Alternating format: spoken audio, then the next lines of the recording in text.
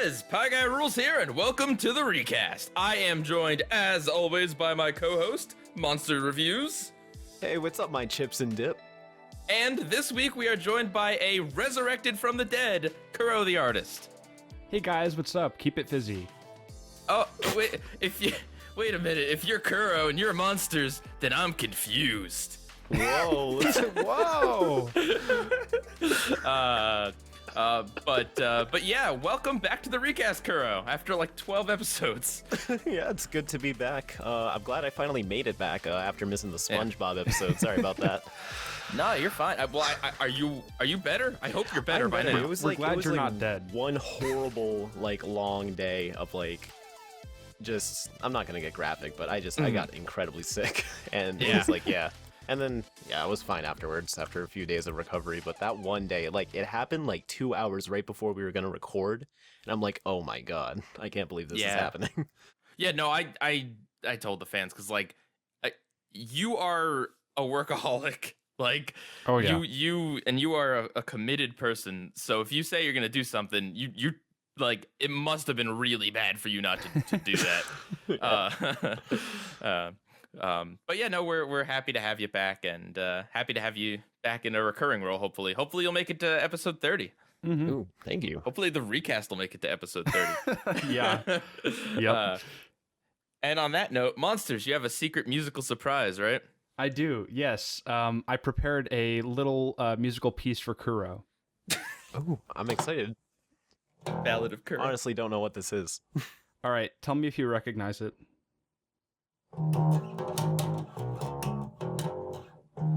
Wait, That's Ben 10. it is. Is this the reboot one? Like the end credits music?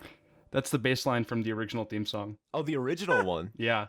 Nice. How did you did you learn that by ear? Or, like, did you By get ear, the that's awesome, dude. That was sick. How long you been playing?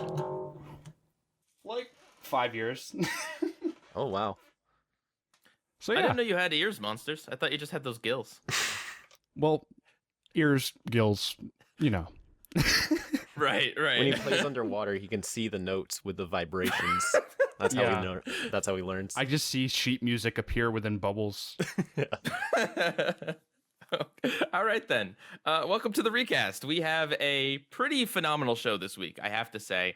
Not because the episodes we've chosen to talk about are particularly interesting compared to other things, but because all three of us have some kind of like interesting stuff to talk about in the past week, and of course Ben 10 is cool too. Yeah. Oh, obviously. I didn't want to like undersell that too hard, but yeah, we've got that going on. We're gonna skip the question of the week this week because we all have a lot to talk about in the what we watch section. We got a little bit of news, and then of course our feature presentation, followed by a very interesting game of trivia. But before all of that, Kuro, how are you doing? I mean, I know you said you're feeling better, but how have you been in 2019? I've been doing good. Adapting to a new schedule that I set for myself, trying to stay busy. Nice. Got a lot of different plans that I'm moving towards. Getting married in 2 months or so. Woo! Or like 2.5. Woo! I don't know how many days towards it. Definitely don't have as much time as I'd like to plan, but it's happening. I heard your YouTube channel's been undergoing some changes. Yes, so I've been attempting to step down from the face of it entirely. I'm still like popping into videos every now and then, but pretty soon my fellow Ink Tank companions Hershey and OR Ash are going to be taking over the channel completely. They'll be scripting the content themselves too.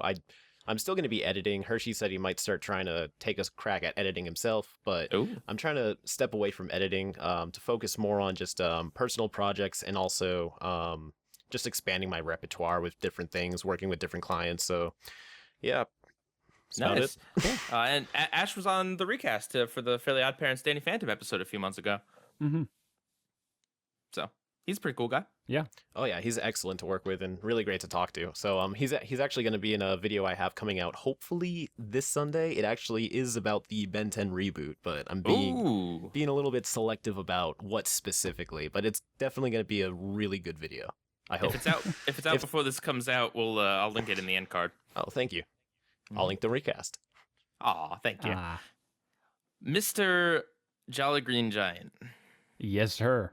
Mr. I can't sit in a car without like bending my head. That's an anecdote I heard from Monsters yesterday. Yeah, in case you guys didn't know, I'm a little bit too tall for the average human. How tall are you? 6'5". Oh wow. Oh my Yeah, god. that's not a character joke. Monsters is just really tall. Yeah. I've never seen him, but like I can just imagine. Yeah. I've seen pictures, but the pictures just cut your head off. Right. Yeah. That's how photography works. Yeah. I'm like Miss but how are Bellin. you? Yeah. I'm doing pretty good. I may this might come as a shock to some of you guys. I may or may not be working on a video. You might be expecting the topic, you might not be. I'm not going to provide any clues to what it is besides one word, and that word is Whirlyhoffer. So Whirlyhoffer. yes, Whirlyhoffer. So if you're ever so inclined, maybe look that up, and then that might provide you some hints as to what the topic of the video will be. But yeah, I'm trying to work on a video, and hopefully it's out soon. Oh, I can tell people are going to be excited for this one. It's kind of like Ben 10. Oh yeah. Yeah, all the regards. Right. Aliens. Yeah. Yeah. So you know, I had. Yeah. What were you gonna say? No, just thank you for attempting to ask before I just like rudely interrupted you. I'm doing pretty good. I've been really busy. I started work full time, and it's been like a whirlwind. You know, last week's recast recording, like I got home from work, made myself dinner, watched A Bug's Life, and then recorded with you, and then went to bed. Like that was like my whole day was work, and then that, and then that, and then that, and then the next day, it was work, and then I think I had to record the Steven Universe video, and then I had to edit that, and like it's been busy. But I'm happy. Like it's good busy. So and then you know I'm playing Magic when I can on Friday nights. Excited for the pre-release in 2 weeks. So Wonder I guess if any in 1 week. recast fans also play Magic. Maybe. I mentioned it a few weeks ago. No one said anything, but our podcast is long and there's a lot to comment on, so who knows? Yeah. Cool. But yeah, no, I'm doing good. There's there's probably a second Steven Universe discussion on escapism with Shadow out by the time that this podcast comes out. So look out for that one. I didn't like it. It seemed to be pretty mixed. Yeah, well, that's not a spoiler. Anyway. So we have more announcements. We had announcements last week, but we weren't fully ready to announce everything apparently. So first up, we have like a little minor addendum to the recast now. In that, in the intro section, we're going to have a correction section, where every week Monsters and I make stupid mistakes, every week basically. Yeah. Not our guests. Our guests are beautiful, amazing people. Please come back on. They're our perfect. show. Yeah. Yeah. But yeah, we make mistakes. So, and you guys love pointing them out, which is perfectly good. So we're gonna actually correct it. Last week I said that the Russos took over for Community season 4. That is not true. The Russos actually left in at the end of season 3 to work on some movie about like a guy in red, white, and blue. I don't know. So it was David Guarcio and Moses Port. They were the ones who headed Community season 4, and they have a few other interesting credits in the television world, like that show about it was Aliens in America, which was about a foreign exchange student from the Middle East taking place in America in like 2003. It was it was interesting. If you ever heard the show, it's something. But yeah, they were the ones that kind of drove Community into the ground. But yeah, so there's that. Next up, Monsters, you want to tell the audience about kind of like just some options in terms of the audio version of this podcast? Sure. So, a lot of you have suggested that we release an audio form of the recast just for, I guess, added convenience. Right, makes sense. It's a podcast. People listen to podcasts. I don't presume you're staring at the screen for 2 hours, hopefully. Yeah, we've got a spectrum and shifting titles, but beyond that, it's nothing too visually captivating. Yeah. It's a glance thing, but Yeah. yeah, we want to provide that for you. Yes. So I talked about it with Pieguy, and there's a few options that we could go about doing this. Unfortunately, most of the ways that we could release it seem to be on sites that require like a subscription. Yeah. So not just a one-time payment, but a continual payment. Right. So Pieguy and I kind of talked about ways that we could do this, and I guess the first thing we talked about was possibly a Patreon, but that kind of what do you think about that? Yeah, well, it's, I shut down my Patreon a few months ago, and I know there's been some kind of controversy in Patreon lately, but yeah, I mean, I don't have a lot of time to fulfill. Like, the rewards would have to be pretty simple, but we wouldn't really ask for much. Like, I think one of the things you were looking at would be like a $6 a month subscription. Right. And the real kind of complication with this is that, like, just in all candidness, is that we make money based upon the ads we put on the YouTube videos here. If we were to release it on this service, not only would we have to pay $6 or $12 or however many dollars a month to continuously have our podcast up on iTunes or wherever, but we also would be losing money because we wouldn't have the ads. You wouldn't be seeing the ads in YouTube. We're not sponsored by anyone. That's how a lot of podcasts kind of make up the revenue. So not only would we have to spend money continuously, but we'd actually lose out on the bit of revenue that we do get. So it is a little complicated in that way. And a Patreon would be one way. We wouldn't be asking for a lot of money, but that would be one way to do that. And then once we did that, we'd be fine putting the podcast up. We would probably... no matter which way we do this, we'd probably have the podcast on a delay to kind of incentivize people to check out the YouTube version. If you want to get it right here and right now, or if you wanted to wait, the podcast version will be available like a week or two after the regular version.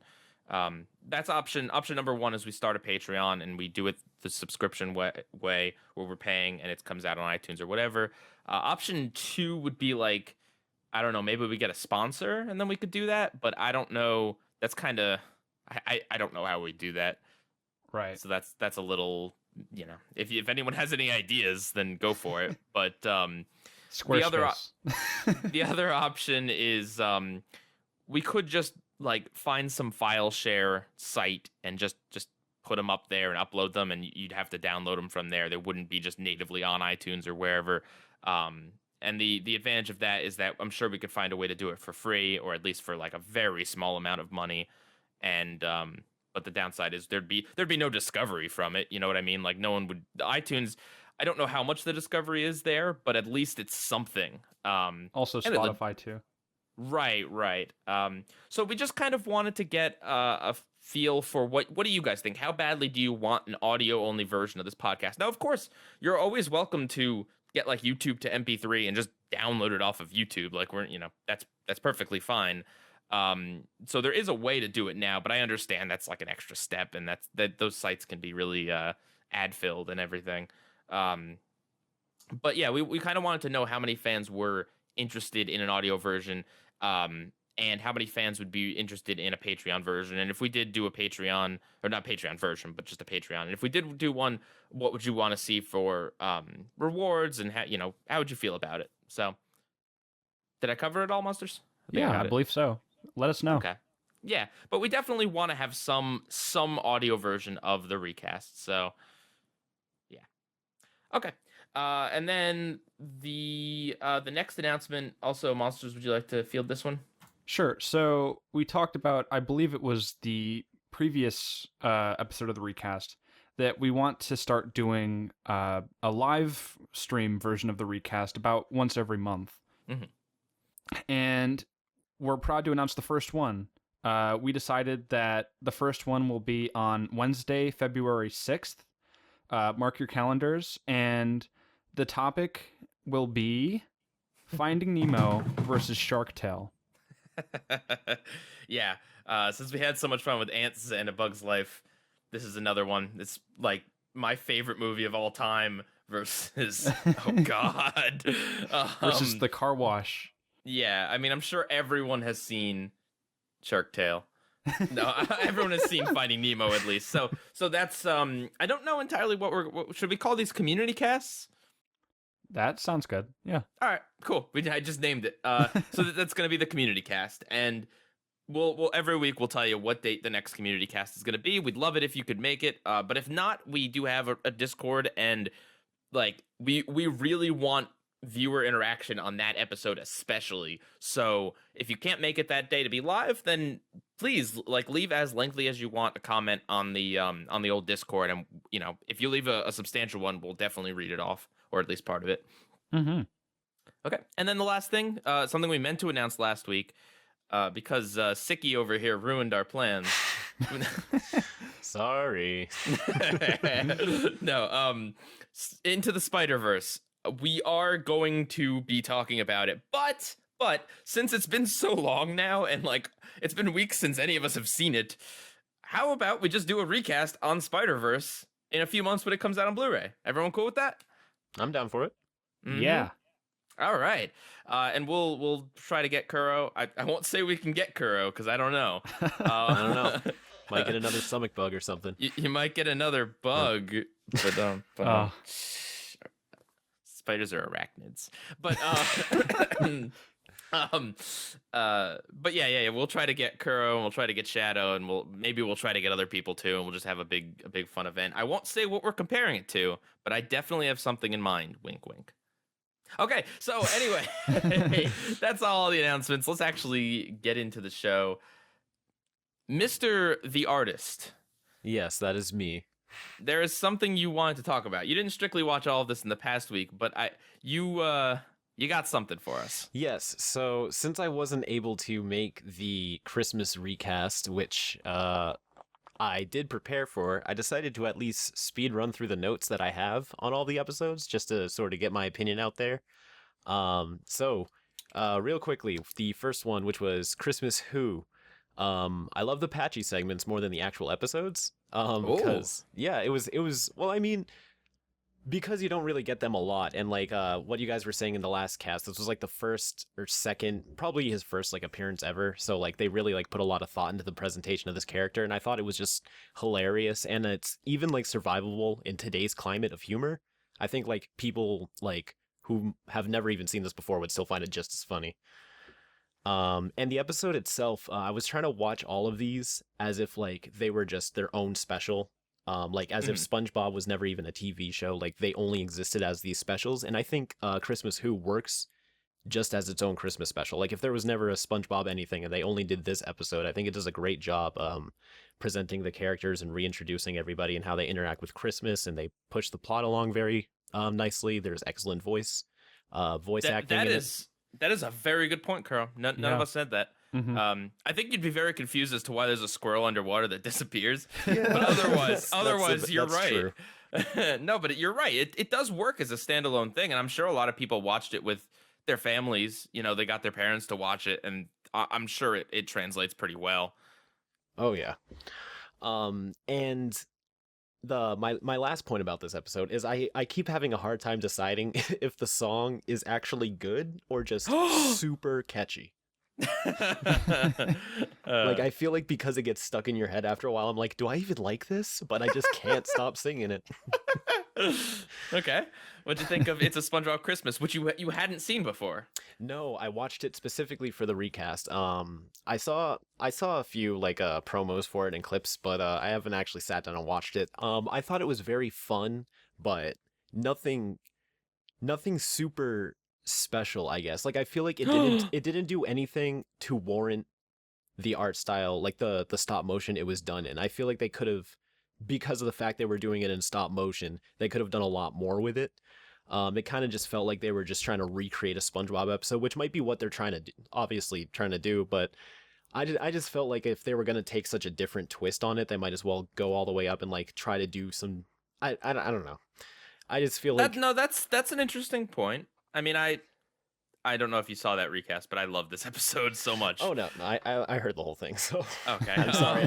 I liked it. I don't feel like it contrary. did anything that made sense for it to be stop motion, Okay. other than the fact that it's like the Christmas kind of style, like of all the stop motion nostalgic things, which I guess Right. is fine. So Like, would you have liked it more if it had been like, I don't know, a story about like stop motion, or a story about like SpongeBob being transformed into like junk or something? Like if it had been justified more in the story. I mean, I guess it's more of like the presentation, like the camera angles, for instance. They were all like the same kind of shots, like shot sort of like a sitcom. Like they could have done like a whole I bunch see. of more unique, like the things they couldn't do in the cartoon, or else like it would have been too expensive. They should have done in stop motion while they had the chance, I guess.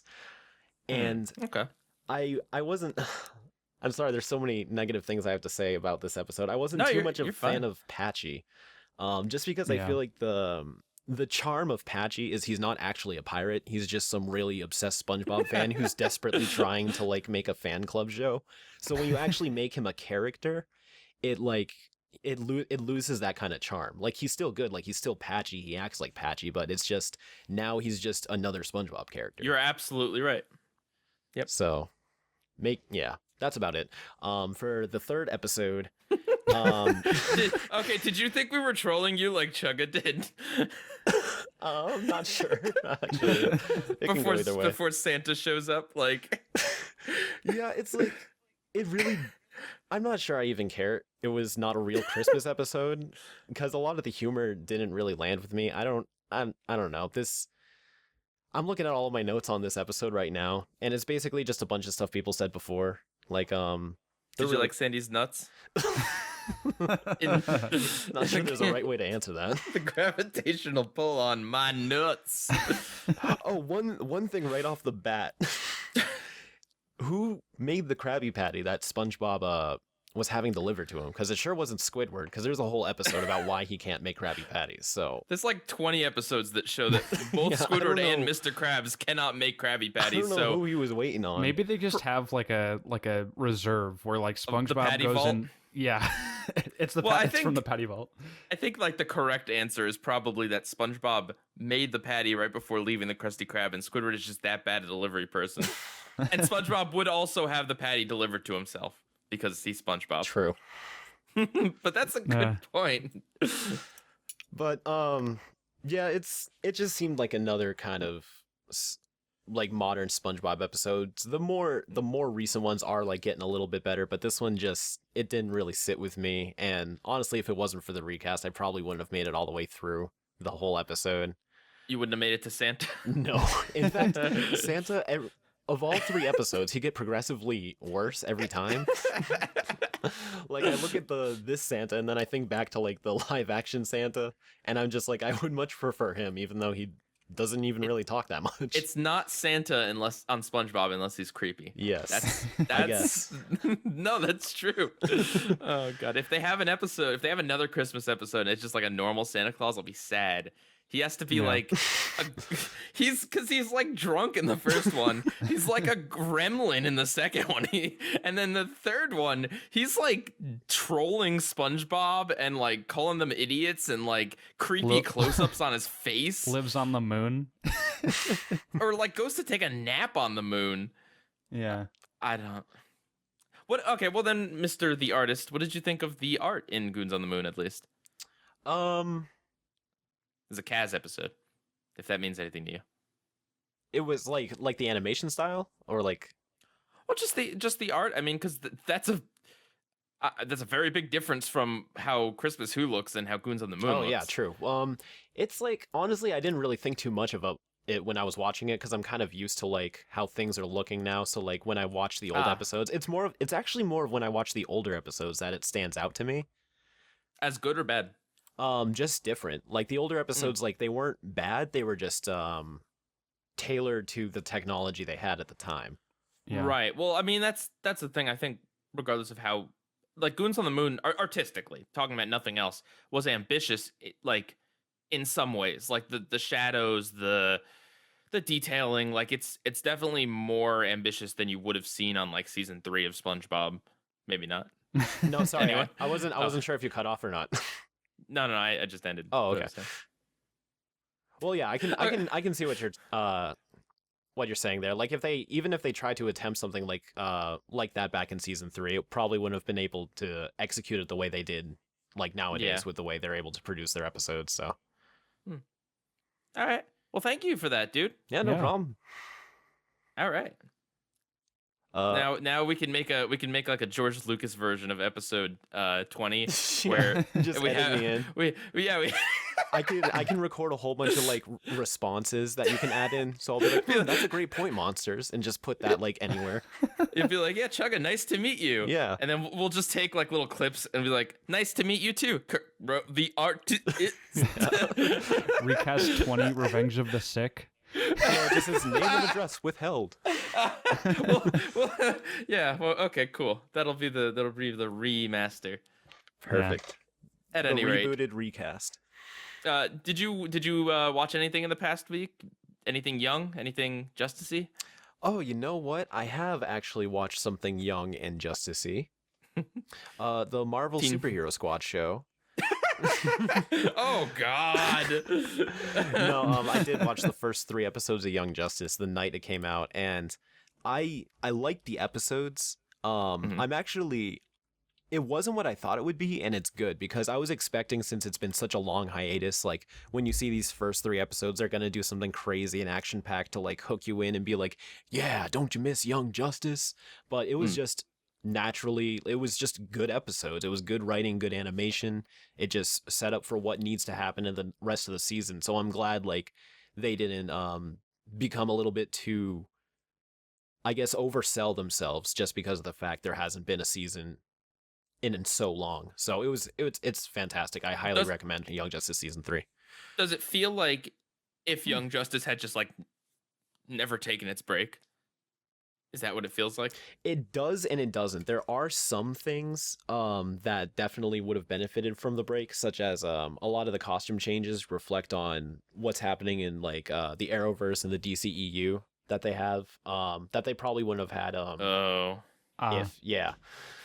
But it's just small things, honestly. It feels it feels like the whole season is already going to be well thought out, which the last 2 seasons were exceptionally thought out. So I can't even imagine what they got planned for this. So What do you think of the distribution method? Because I was actually looking into this because I was considering doing a review of the streaming service. It's the preview for what I'm about to talk about, but because if you don't know, the way they're doing it with Young Justice is instead of doing it all at once like Netflix usually does, or even like half a season and then the other half later, they're doing it I think it's like 2 episodes each week. 3 every Friday. 3. And I think I honestly like it better that way, even though like I hate waiting, but that's actually one thing I miss about I guess live TV now that we're in such a digital age, is having to wait in between the episodes. Like it gives you like the curiosity to like maybe rewatch it or really think about what's going to happen. So it makes the world feel like Connected. Yeah. Like honestly, whenever I binge something, it like I miss so much stuff just because I'm buzzing right through it. It doesn't sit right. So Boy, if you want hiatuses, I got a show for you. It's called Steven Universe. oh, I've heard some horror stories about those hiatuses. Rip. Yeah. But that's good. Young Justice is one of those shows that one of these days I will get around to seeing. You definitely should. It's a now great more than show. ever, actually, because it's just getting like you can like jump right in with season 3 and start. Well, I'm not saying start with season 3, but now that season 3 is airing, like you might as well. Like now that the climate's happening right now. Watch the episodes in reverse. Got it. Perfect. Are the first 2 seasons on Netflix, or did they get removed? No, they got removed like maybe a year ago, maybe a little bit longer. I just remember they pulled them right around when the DC streaming service was announced. Maybe a little bit after, because they were planning on putting them on Netflix and the DC streaming service, and then eventually it was going to be a DC streaming service exclusive. And then I think the streaming service took a lot longer to come out than they planned. I might be misremembering. I just feel like they were delaying it, and then they probably pulled it right when they were going to put it on DC Universe, and then DC Universe didn't come out. So then there was just this long period where it's not anywhere. Right. So I mean, I'm kind of with you, Kuro, that like I don't really mind the weekly thing, especially because you get 3 in a week. But what does kind of bug me is that for the streaming service, like Young Justice and that live action Titan show, but especially Young Justice seems to be like the thing. like the drawing point to this service, because there's not actually a ton of content. There's a decent amount of comics if you're into that, but like in terms of movies and TV shows, it's like less than like 40 cumulatively. No, yeah, I agree. Like, I was actually surprised by the lack of content on it right now. Like, I understand it's new, but like, you go on there, and the first 5, like, you know how there's like the first thing you see is that weird CG Green Lantern. Like the second thing on the scroller is Young Justice. It's like, why would that be second? Why would you put this? I mean, maybe it's a fine Green Lantern show, but like. That's kind of off-putting artwork to have on the front. He's not even smiling. He just looks uncomfortable. he's doing his best. Green Lantern can't catch a break in the media. But yeah, I'm looking at it right now, and like the whole selling point is like Young Justice. Like there's Young Justice, then there's like Young Justice inside the writer's room. Then there's Young Justice commentary. Then there's fan boards on there. Mm-hmm. They've got features. Well, that's the. Tons of now it. Monsters is interested. But that's the thing. Like, I appreciate those bonus features, but the thing about it is that if you look on the site, those features make it look more contentful than it actually is. You know what I mean? Like, looking at the front page of the DC streaming service, it's like, it looks very nice. But then you actually click on like see all for the movies, and you realize like, wow, there's like, it's like 20 movies, but like of them, the only ones that are actually like really good movies are The Dark Knight and did they well, like, because the rest of them are like the DC animated universe direct to DVD fluff, which like I don't. Like, I'm not saying they're bad, but generally speaking, they kind of have a mediocre thing. They're not selling points for this service, so I don't know. But I just kind of found it interesting that Young Justice seemed to be one of the big, if not the biggest hook initially for this service, and yet you go on there and it's like, oh wow, it's like not even here. I'm not gonna bother with the service until it's all out, you know. And if you don't like Young Justice, then there goes like a third of the content. Right? Yeah. All right. So, Monsters. I heard you watched Generator Rex. Oh yeah. Oh, you did? No, I didn't. I watched a couple things this week. You got me excited. So the first thing was the Orville, which is one of Seth MacFarlane's non-animated projects. Reason being, Rich Evans of Red Letter Media recommended it. So I watched the first episode. It was like an hour long. It was on Hulu. It's very Star Trek inspired, and I have never been a really big Star Trek fan. I've always been a Star Wars person, and I'm not saying that you need to pick one, but like, I don't know, I've just never been a fan of the whole Star Trek thing. And it also has a little bit of that raunchy Seth MacFarlane humor that you find in like Family Guy, but thankfully there's no cutaways. Okay. Yeah. Meanwhile, on some planet 8 million light years away. Insert pop culture reference here. Yeah, it's Buzz Lightyear stubbing his toe. Yeah.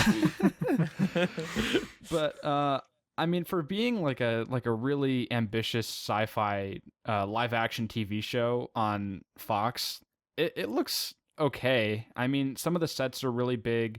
You can tell that a lot of it's green screen. You can tell that they try to use like real life Earth locations as much as they can. Because obviously, you know, it's not a big budget movie and they only have a limited budget. I've only seen the trailer for it, and it looks like it has at least, well, it was probably just the first few episodes, but it looks like it has at least a higher budget than the average show. From the, isn't there like a CGI character, or was he just like an off? Yeah, there's a recurring CGI character that's voiced by Norm Macdonald. But yeah, I mean, some of the CG looks okay. It's not the most detailed stuff in the world, but you know, it's Seth MacFarlane, so it makes sense to give him a little bit of leeway financially. Yeah, Rich Evans said that it's more Star Trek like than the actual Star Trek show that CBS is doing right now. So if you're into Star Trek, watch The Orville. Why is it called The Orville? Because all I can think of is popcorn. Because this show is popping. It's the name of the ship that they go around in, but I'm not sure why they gave that. Then it's just, oh, you're gonna captain this ship called the Orville. They don't really explain it. Okay, maybe there's some larger meaning to it. Did Orville Redenbacher make it? Sponsored by Orville Redenbacher. No. And then I watched Bandersnatch, which is it's like a choose your own adventure movie that's on Netflix, inspired by Black Mirror. I don't really want to spoil any of it, or because there's a lot of different outcomes that you can choose, but the reception is mostly mixed. Like, there's some people that think it's really gimmicky, and then there's some people that are like, this is the future. I mean, it definitely is gimmicky. If you don't know, and I haven't seen it, but its big deal is that it's a choose your own adventure movie, basically, right? Right. I've seen it. I think it's pretty good. It's I expected it to have a teeny bit more variety. Like but you only get 2 options per choice. And a lot of the times the outcome is more or less the same. Yeah. But that does tie into the plot a little bit more. The ending is a bit more loose in terms of giving you, freedom in choosing your options. And then there's some that are just like, oh, you picked the wrong option, and then it just redirects you to the correct one. I mean, I guess the pros to that would be that it's able to be choose your own, but at the same time, it's still able to be a consistent narrative. Like, it's not just because if it's truly like a choice based adventure, then the creator is not necessarily being like able to send their message and able to tell the story they want to tell because you're doing it. Like, that can get very muddling. But the con of it would be like, well, if you're gonna do choose your own adventure, you might as well like do it. Like, don't give me this lame like, okay, well, they picked up the ball with his right hand instead of his left hand. It's right. Like, ooh, okay, that's great. Decisions. But they find some inventive ways to incorporate the whole choosing thing, and I liked it, and hopefully there's more stuff like that on Netflix in the future, because I'm interested. And then the piece de resistance of my watching segment is I watched The Secret Saturdays. So I've had the Volume 1 DVD sitting on my shelf. Oh my god. Here we go with the DVDs. for however many years. And I remember specifically watching it during this block that used to air called You Are Here, that had like Ben 10 Alien Force and the CG Clone Wars series. But that's besides the point. The primary reason why I wanted to rewatch it is because I thought that Man of Action were the people behind it, but I looked after the fact, and it must have been the Mandela effect on me, but they had absolutely nothing to do with it. And I was like, this would be a great thing to incorporate into this week's recast, because we're doing Ben 10. And then Man of Action didn't have anything to do with this show. That's pretty funny. I mean, there is the crossover episode, right? Which is maybe why I thought that. But that came out like years after the Secret Saturdays ended. Yes. Oh. So, do you have anything to say about the show, or? Yeah. So, I watched the first 3 episodes, and I wasn't sure how I was going to feel about it before the fact, but I loved this. Like it was so good, in my opinion. I think just as a refresher for those of you that maybe haven't seen it or don't remember it, it's basically about this family of scientists called the Saturdays, and their mission is to kind of protect these creatures called cryptoids. They're kind of like these mythical creatures, like kind of folklore things, like I don't know, Yetis, Bigfoot, Loch Ness Monster type stuff. And there's this evil guy named V.V. Argost, and he's trying to exploit the cryptids, and he's also the host of a popular show within that show called Weird World.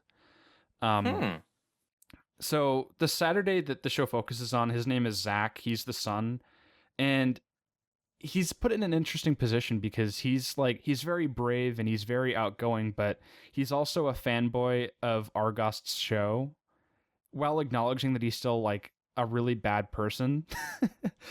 You're making it sound really interesting, actually. So the first 2 episodes, it's like a hour 2-parter that kind of it sets it up, and I think it does a great job of setting it up. It involves Argost trying to steal like this powerful stone from the Saturdays, and then the episode after that, the 3rd episode, is them traveling to Japan to help this like Yeti in Tokyo.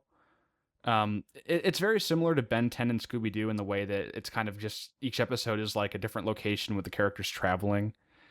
I love the art style. It's very I don't know, it kind of screams 1960s to me, and it's kind of like Johnny Quest inspired. I'd love to see the show in HD. I'm willing to bet good money that there is an HD master of it out there somewhere, but you know, So if Man of Action didn't make it, who made it?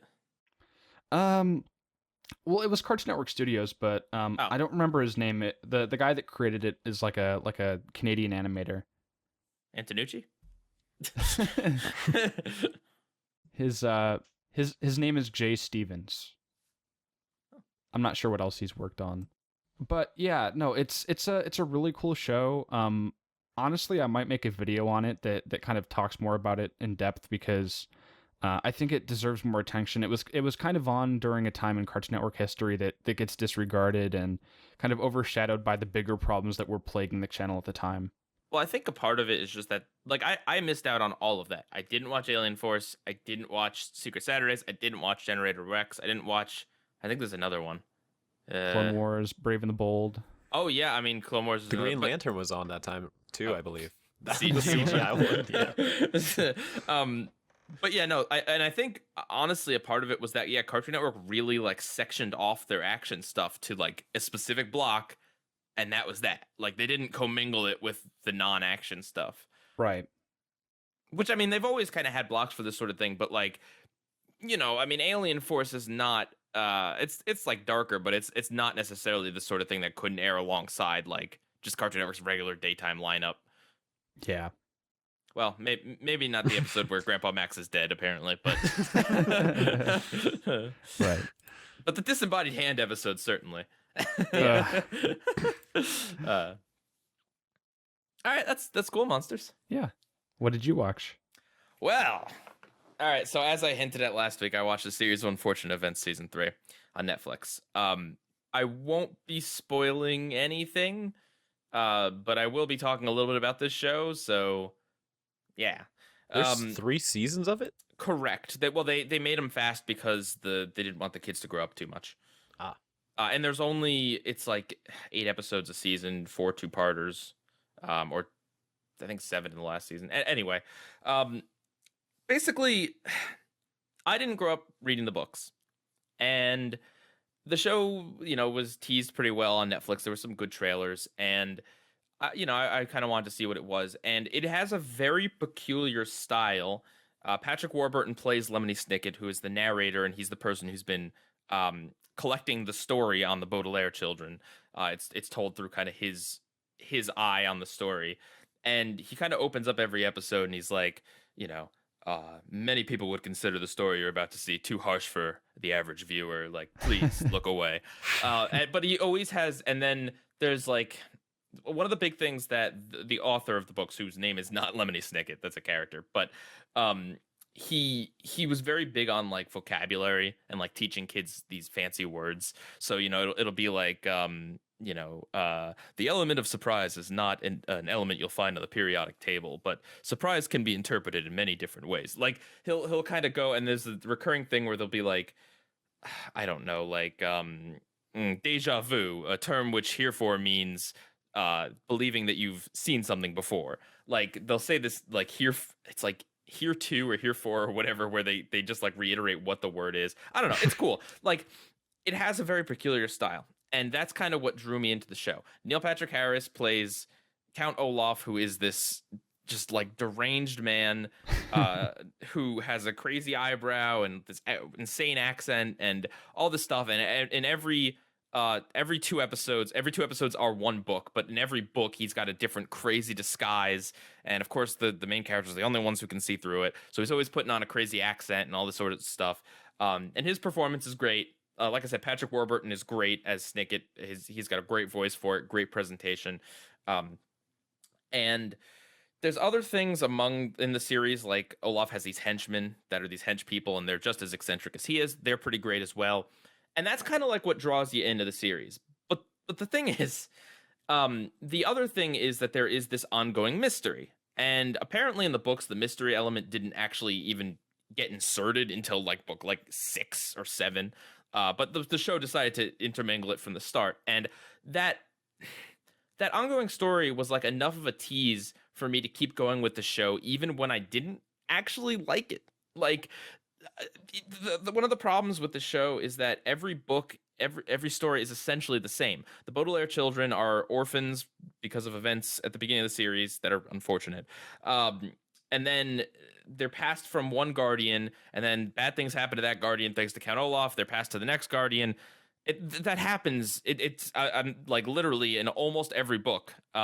So that happens in almost every episode, and it just kind of gets formulaic and boring. To add to that, the kids, the Baudelaires, the main characters, are boring.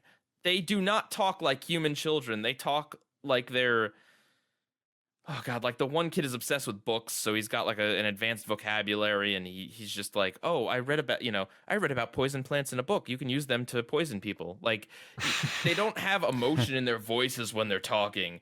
And it's not a case of bad child acting. It's the way they were directed, and it's a very specific style, but it's not interesting. It's boring.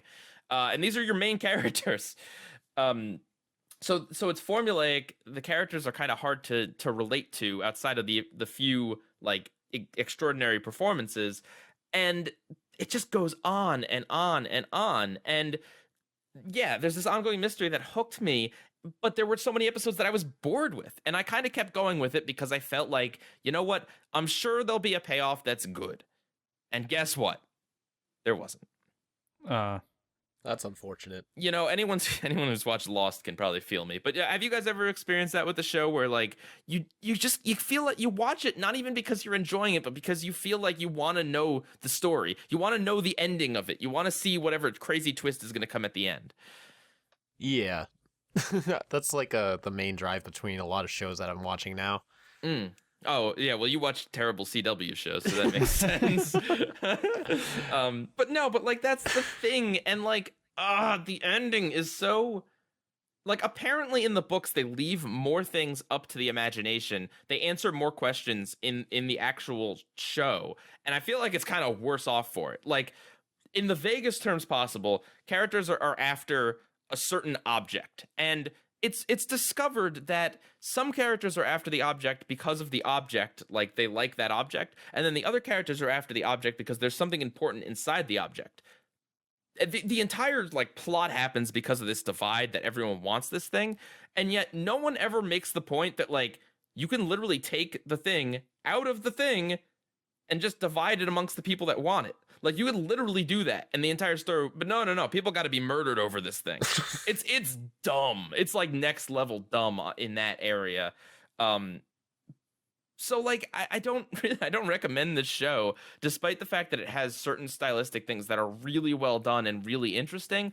Overall, you could, if you want to watch this show, I'd recommend watching like the first and third seasons. Like, from what I have read, though, the people that read the books were very happy with this, and I think it might just be a case of just weird adaptation stuff where in a book format, things being repetitive makes a little more sense because it's years between books being released, and the books are long enough that like there's enough in there to make each one individual and interesting, whereas every episode has like an hour and 40, or every book has an hour and 40 minutes of screen time to get across everything, and so they all do end up feeling like samey. But so yeah, that's kind of like my mini review of A Series of Unfortunate Events. It's unfortunate because I want to recommend it, and there are things I like about it, but I don't think it's worth it. It's like if you're young and you want a drama series or a mystery series, and like a first mystery series or something, it's not like completely awful. But if you're expecting anything with like any level of, I don't know, cleverness in the ending or in the overarching story, it's not that. I'm sorry. But yeah, on the other end of the spectrum, I watched. Okay, Kuro, if I said I watched the best superhero animated series ever, and I'm not being sarcastic, it's frequently listed on people's top 10s. I would consider it. I just watched it for the first time earlier this week, and I would consider it one of the best animated shows ever. What show do you think I'm talking about? Superhero show? Yes. If you say Ben 10, I'll kill you. The two that come to mind are like the 1992, I think, Batman animated series, or like the Justice League or Justice League Unlimited. Well, you were right on your first guess. Very It was good. the Batman series? Yeah. So No I way. got the free trial of the DC streaming app, of course. And yeah, Batman the animated series. Holy cow. Have you seen it? I've seen episodes here and there, but I've been meaning to like see it. I've heard it's like phenomenally like phenomenal. I guess don't it's like it's next level. Well, first of all, every episode is scored uniquely. wow, you don't see a lot of that anymore. No. Well, It's always just set tracks. that's like literally never happened on a 22-minute show. Like obviously classic cartoons had that all the time, like individual scores, but like there's motifs that recur within the music, but the music itself is very, very, very seldom repeated in the show. At least in like the first 2 seasons when it was just like the regular Batman the Animated Series before they kind of did the Batman and Robin or whatever. I don't know about that, but yeah, so like that's one of the things that makes it like really good because the music is always dynamic, always relevant to what's going on, and always like just so dramatic and so like on point. Another thing is the visuals. Like for a show that was the early 90s, this show looks amazing. Like oh my god, the shadows, the just like the movement, I mean look, it's got animation errors, it's got kind of wonky physics occasionally. It's kind of got the stuff that you'd expect for something made in the 90s, but at the same time it has much more fluid animation and much more interesting animation than a show we're going to talk about later today. Like it looks so good, but like the thing that really blows me away is the story. You don't get shows that have the target demographic that this show had. Like you don't, and what I mean by that is that like in like the 3rd episode, there's a kid that picks up a gun, and like Batman's like, guns are not for children. Like it's not an episode about anti-gun, but like it's able to have a kid holding a gun. Like that's pretty cool. Yeah, back then they were a lot more lenient about the censors and everything. Like now, like you can't even show guns at all. They have to be like laser guns and everything. No blood, no very obvious innuendos and stuff. Mind you, the kid holding the gun, he was a child slave. That episode is about Batman finding this like sewer king who has a bunch of malnourished children who he's tortured into not speaking ever. And there's just this horde of like malnutritioned kids who can't talk, and Batman rescues one of them, and that's who steals the gun. Like it's serious. Season 1 is 65 episodes? Yeah, so season 2 is as well, I believe. Oh my god. And you watched that whole thing? No, I didn't. I watched the first half of season 1. Oh, I'm like, wow. Yeah, no, I'm up to, the Clayface episode is my next episode, but that's actually one of the ones I've seen clips of. Like this show like is animated. Like they don't put this kind of effort into shows anymore. No, like the frame rate is always like going and going and going. Like characters move they gesture with like their dialogue. Mr. Freeze's first episode won an Emmy. I believe it was an Emmy. It won some sort of award. And like, yeah, like but that's the thing. It's like, it's not a show that's like adult in the terms of like, it's not raunchy in any way. And it's not, they don't use curse words or anything like that. But at the same time, it kind of takes its subject matter a level more serious than you'd see. You know what I mean? Like they're allowed to have characters that have guns. They're allowed to, like, almost all the villains I've come across in the series thus far, except for that sewer king, have been sympathetic to a degree. Like, I mean, Mr. Freeze's origin is that his wife, he worked in a cryogenics lab, and his wife was being preserved there while she's being treated for some illness, and he's treating her, and the guy that owns the lab comes in and is like, I didn't authorize this experiment, and just like immediately unplugs the equipment. And it causes like Mr. Freeze to get, turned into whatever he is, and it causes his wife to basically almost die. And then that guy is lauded as a humanitarian later in the episode.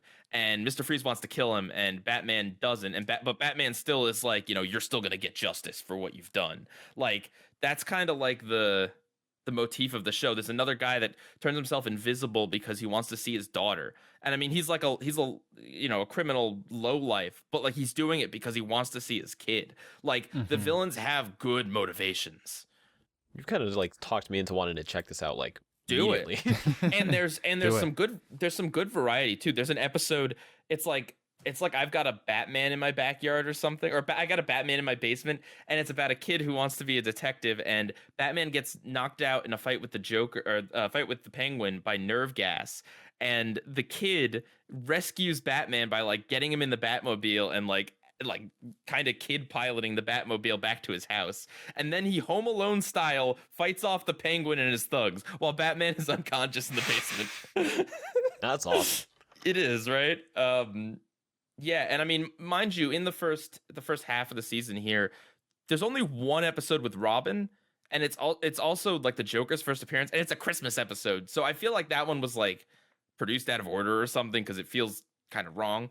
Another really cool thing, Harvey Dent, Two-Face. You see him as Harvey Dent, as Bruce Wayne's friend for like 3 episodes before he gets turned into Two-Face. And he's Two-Face not because some wacky comic reason. He's Two-Face because he's basically he has a split personality, and his split personality is like a violent guy.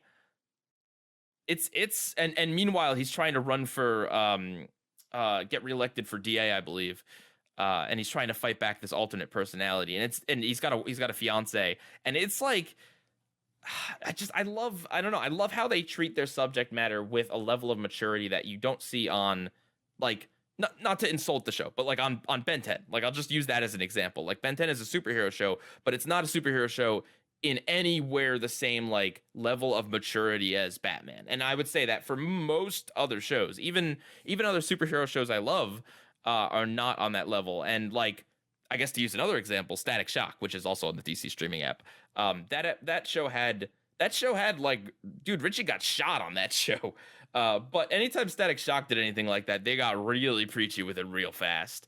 Batman doesn't do that. Batman will sternly tell a kid not to use a gun, but like, he won't, it's not an anti-gun episode. But yeah, no, if you've never seen Batman the Animated Series, oh God, please see it. It's like, I have no nostalgia for it. I never saw it as a kid, but I can easily, within having it in my life for a week, say this is one of the best animated shows of all time, period. Yeah, I still have some of the old VHS tapes. It's some of the best animation ever created. And yeah, like certain episodes in particular, like the first episode doesn't have the Joker. It has Man-Bat, which is a man who accidentally turns himself into a bat hybrid. But it's not goofy. But like that one especially, because it's the first episode, has really like dynamic lighting. Like that's the thing in general, the animation is good, but then every so often there'll be an episode that you could tell they really took a little extra time with and made it look fantastic. Right. And the movie looks great too, Mask of the Phantasm. Yeah, I've never seen that one. I've seen Return of the Joker. That's like literally the only thing I've seen of this version of Batman, and that's like literally at the end of the timeline. Yeah. But yeah, no, definitely see it, and it's in its like remastered state on the streaming app, and then there's also a Blu-ray release, which is not, I don't think it's going for too much these days, so that's good. I'm glad that this show is being preserved. I mean, I could just like talk about episodes all day. I just watched an episode where Adam West plays like a silver, I forget the name of it, but he's a superhero on a show that Bruce watched when he was a kid, and someone is committing crimes like one of the villains on the show, but no one can find, like, Batman wants to find the tapes of the show, but they were burned down, so he has to track down the guy that played him, voiced by Adam West, to try to see if he has original footage so they can figure out how to how the villain's doing this. It's cool. I don't know. And there's some good one-liners too by Alfred. Alfred is wonderfully snarky. Alfred's always got the good one-liners. Yeah, I've been on a Batman kick. I played Arkham Asylum a few weeks ago, and I told Monsters this, but in Arkham Asylum, which is, by the way, like heavily based on the animated series, pretty much all the same, most of the same voice actors for the important roles. But in Arkham Asylum, the guy running the asylum, he's voiced by Tom Kane, like, the professor from the Powerpuff Girls. But in Arkham Asylum, the voice he's doing, it's exactly his voice as Mr. Harriman from Foster's. So it's Mr. Harriman in charge of an insane asylum. That should be a show itself. I mean, that kind of is Foster's, like- isn't it? Francis- That's the premise of Foster's. I'm pretty sure. He's just yeah. Also, he's a murderer. But anyway, play the Arkham Asylum games. Watch the Batman show. Don't watch anything related to the DC live action extended universe. Okay, you guys ready to move on? Yeah. All right. So we have a little bit of news. It's been a while since we talked about news, I feel like, or Right. any substantial news anyway. Yeah. Oh boy. John Lasseter. This is the last week we're talking about John Lasseter. I'm not going to talk about him again. He apparently has been hired to lead this Skydance animation company, which is an offshoot of some media company, this new animation branch. Yeah. I haven't heard anything about this. So. Okay, well, wow, way to do your research, Kuro. Oh, well, Man. Wow. No, you're fine. You're fine. I'm fired. Yeah, rip. You're gonna get sick again real soon. I didn't find the reasoning the first time. Maybe I was targeted. Did you eat any pies that week? It's the pie bandit. Oh God. At any rate, no, but the subject matter is a little more serious. Basically, John Lasseter was, quote unquote, parted ways, or however you want to put it, with Pixar and Disney over allegations of inappropriate behavior. There was, and I say allegations, but it's confirmed that he had some level of inappropriate behavior. There was enough stories corroborated that 100% there was something suspect that this guy was doing. Unfortunately, as is the case with a lot of these stories, it's impossible to know exactly what went on.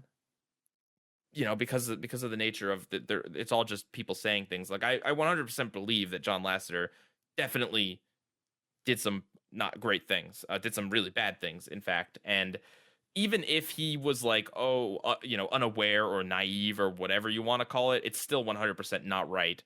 But the trick is that, like, on the one hand, another company hiring him, it is just kind of a slap in the face to movements like Me Too, in just that, like, you can, the whole point is trying to get Hollywood and these industries to be like this stuff is not acceptable. Like, no matter what, this stuff is not acceptable. And yet, a company is just going to hire him like a year later after this comes out, not even like significant time. It doesn't send a great message. And it does kind of come across as like, well, John Lasseter is going to make us a ton of money, so that's all that's important. But then on the flip side of things, at the same time, it's like he's still a person, like he still exists. You know what I mean? Like, a lot of people like to think that after someone commits a crime or someone does something, like they stop existing. But it's like they're still out there. Like, what do you really? I don't know. And again, I don't know the extent of what he did, and so I don't know. That's all I have to say about it. Yeah, I mean, it's certainly a questionable decision. Whether or not it's right or wrong, I mean, Lasseter is a great artist. Like again, separating it from everything else, he's a great artist. Yeah, no, like, I mean, it's understandable from a business standpoint because, just look at his body of work and the fact that he pretty much helped pioneer CGI animation to become what it is today. I mean, it is ironic because so the person, the position that he's taking over, was the person before him in charge of that position was the former CCO of DreamWorks. Oh. So it kind of makes, it's kind of ironic that he's replacing him. And yeah, this company, I kind of looked into them a little bit, Skydance Media. They actually haven't released a single animated movie yet. I think their first one comes out in 2021, which is 2 years from now. But they've done a lot of popular live action stuff, like some of the recent Mission Impossible movies, Baywatch. Oh. So a lot of like big blockbusters. So yeah, I mean, I wonder how he's going to work over there. Yeah, I mean, I don't know. Like, weren't did you say this, or I forget how I learned this, but wasn't there a thing where it was alleged that there was actually like a person at Pixar that like had to warn people about Lasseter, like that was their job? I'm not sure. I don't know if I don't know, and that I'm I'm not 100% qualified to talk about this, but I just I don't know. Yeah. All right, well, again, we're not gonna talk about Lasseter next week. Right. Hopefully not. No. Next up, some more not great news, but Nickelodeon had a show called Glitch Techs, or well, I can't even say had. Like I don't know how to. What's the tense on this? It's a show that apparently has produced like a season's worth of episodes, but has not aired yet, and is also canceled. Well, it's okay. Well, they said it's not canceled. So the idea is, there's this upcoming show called Glitch Techs. It was like, you're right in saying that it had about a season worth of episodes, and Nickelodeon basically just said, well, we're just kind of gonna temporarily halt production. You guys can go find other work for the time being, and I think kind of the way that Disney, I think the way that Nickelodeon is approaching this is, and one of the artists said that like this is super, inventive. It's really high quality. So maybe Nickelodeon poured a lot of money into it. But I think what they're doing is they're probably going to air it and then kind of see how it fares, and then maybe if it does really well. Well, but hang on. That sounds reasonable, right? It sounds reasonable, right? But they're letting all the workers go. Well, I mean, yeah, but like, it sounds reasonable. Like, oh yeah, why would they order more seasons without knowing? The unreasonable thing is, why hasn't this aired? Why haven't they started airing? What? Why? Well, I think because it's still in production. But I mean, they do have a lot of episodes that are complete. Yeah, but that's seasons worth of episodes, according to this artist. Yeah. Why has it not started airing? Like that's the thing. It's reasonable not to, no one orders like 5 seasons of a brand new show. No one does that. But like, why hasn't it started airing? Is it possible that, I mean, they said that this artist person said that it could maybe be coming out to Netflix, because we know that Nickelodeon has this weird deal with Netflix now, like with Pinky Malinky and possibly Static Cling. But I don't know. That's weird, and it's just another thing. It's like, come on, Nickelodeon, what are you doing? Like, if the show is a big hit, what are you gonna do when the artists that worked on it aren't around to work on it anymore? That could be a recurring segment on the recast. And now for this week's Nickelodeon, what are you doing? I don't know, man. I don't know. That's yeah.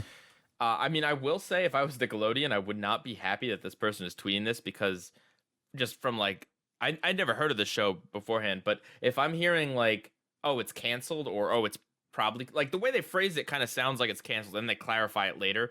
But to make a kind of tweets that make it sound like the show is canceled, that's gonna make a decent amount of people not want to watch the show at all. Like, I've avoided, actually, that was one of the reasons I put off watching Young Justice, because I heard that it was very much like a real buzzkill, how like that it ended. So like, why would I watch the show at all? A lot of people kind of have that mentality, and that's really bad press. I don't know if this person was under any sort of NDA. And I mean, I'm not saying it's wrong of them to say it. I'm just saying that if I was Nickelodeon, I wouldn't be happy about this sort of press. Right. Because it doesn't make them look good at all. I don't know why anyone works at Nickelodeon anymore. Kuro, would you work at Nickelodeon if you had the chance? Let's say you had an original creation, and you were pitching it around, and Nickelodeon said yes, but then like had a few caveats. What would you feel? How would you feel? Oh man, I feel like if I was gonna say yes to like Nickelodeon, it wouldn't be a show.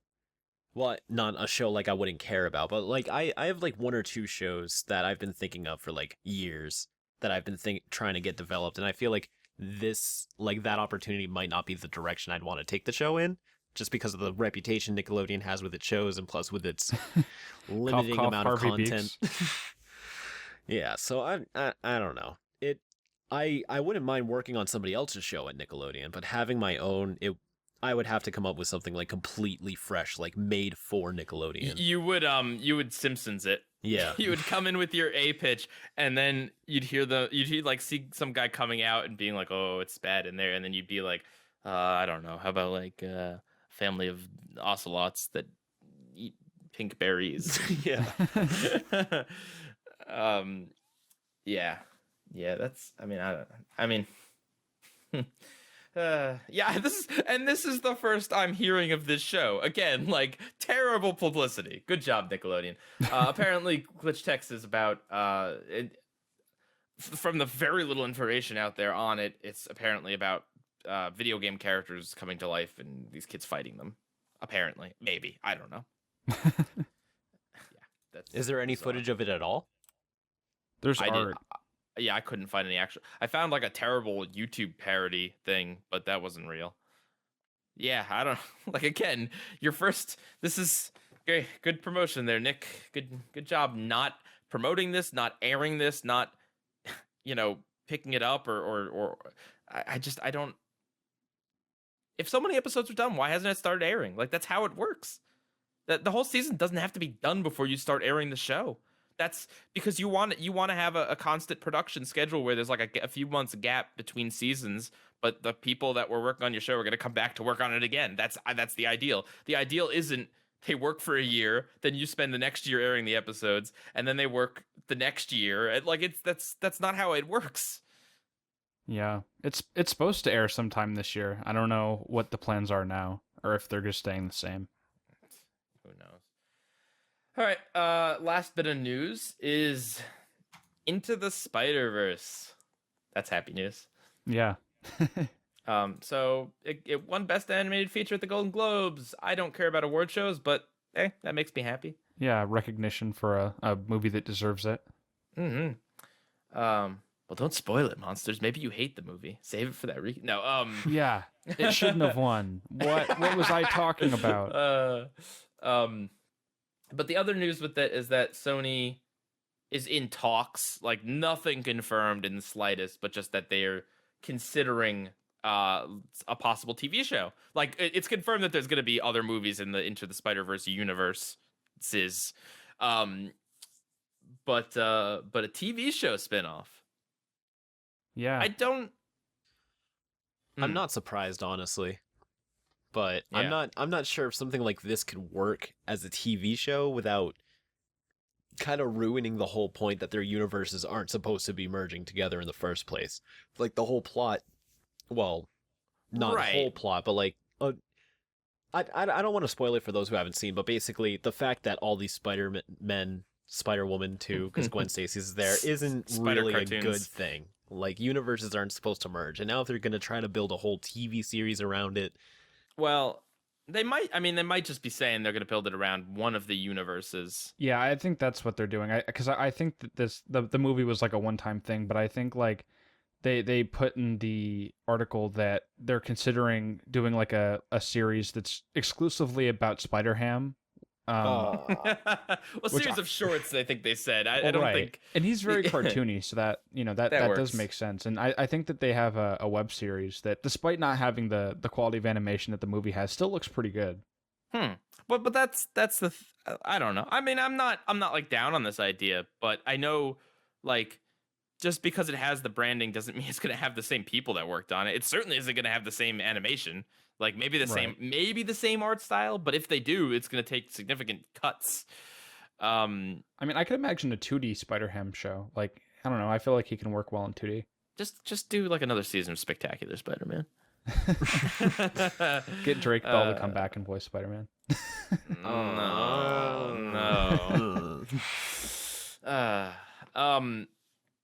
But yeah, I mean that's interesting. Sony, interesting. Yeah. So yeah, that's the news. Next week. Oh, we're skipping the question. I said that at the start, but we're gonna skip the question.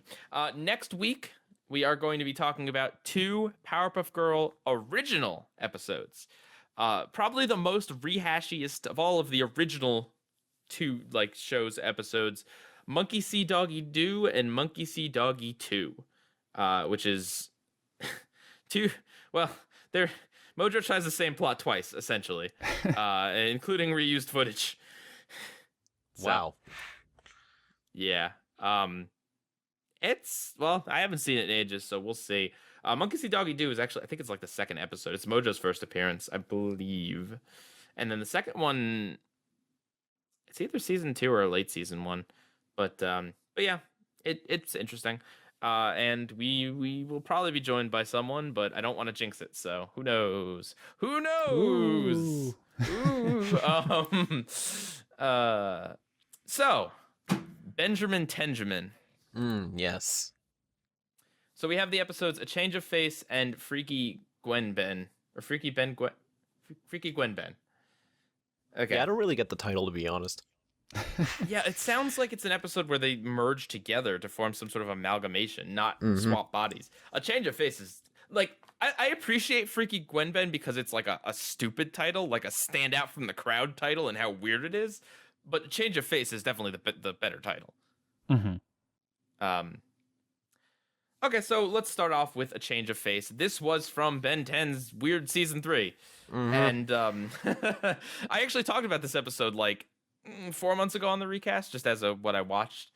But basically the plot of this episode is that Charmcaster is back, and she wants Ben's body so that she can enhance her magic with alien powers. And she accidentally swaps bodies with Gwen instead. Gwen gets sent off to prison because everyone thinks she's Charmcaster. And meanwhile, Charmcaster and Gwen's body is trying to collect ingredients to do another body swap with Ben. Eventually, Gwen and Charmcaster's body gets out, and then Ben and Gwen get swapped bodies with Charmcaster back in her original body, and then they defeat her and save the day. What'd you guys? What'd you guys think of this one? Monsters, you can go first. Oh, Okay. Well, it was okay. I definitely don't think it was good. I mean, I'm kind of leaning more towards bad than good. really? Well, yeah, I'm not gonna call it bad, but I don't know. It was okay. There wasn't really anything that grabbed me. It was, and I think by describing that season, or maybe this episode is weird, is probably a good way to put it. Well, the next episode's the Christmas one, in order. Oh, So yeah. One thing I will say that I liked about this episode is just kind of, and Ben 10 does this a lot, but I think it works well in this episode, just kind of matching the setting of the episode with kind of the plot. So like being in Salem, Massachusetts, and having the whole theme of witchcraft, and kind of using like the old fashioned set pieces and the costumes to that advantage. But yeah, that's something that's very like minor in the original series, but like if you've seen the show enough times, you kind of start to pick up on it. right. Like Charmcaster is not like a witch typically. Like she's a magic user, but she's not. Her motif isn't like the witch or something, because then it would just kind of be like an obvious thing. It's not like it's super subtle or anything. But if you're not paying attention to where they're at specifically or where they mention, it could go by pretty fast. But yeah, that's clever. All right, well, I'll take a diametric stance, and I hope I used that big word correctly. But you know what? I actually really enjoyed this episode. I was kind of lukewarm on it when I talked about it a few months ago. Seeing it again now, I honestly think this is Gwen's best episode. Of the classic series, or like? Sorry, yeah, of the original series. Yeah, no. All right. She does some cool things later. Yes.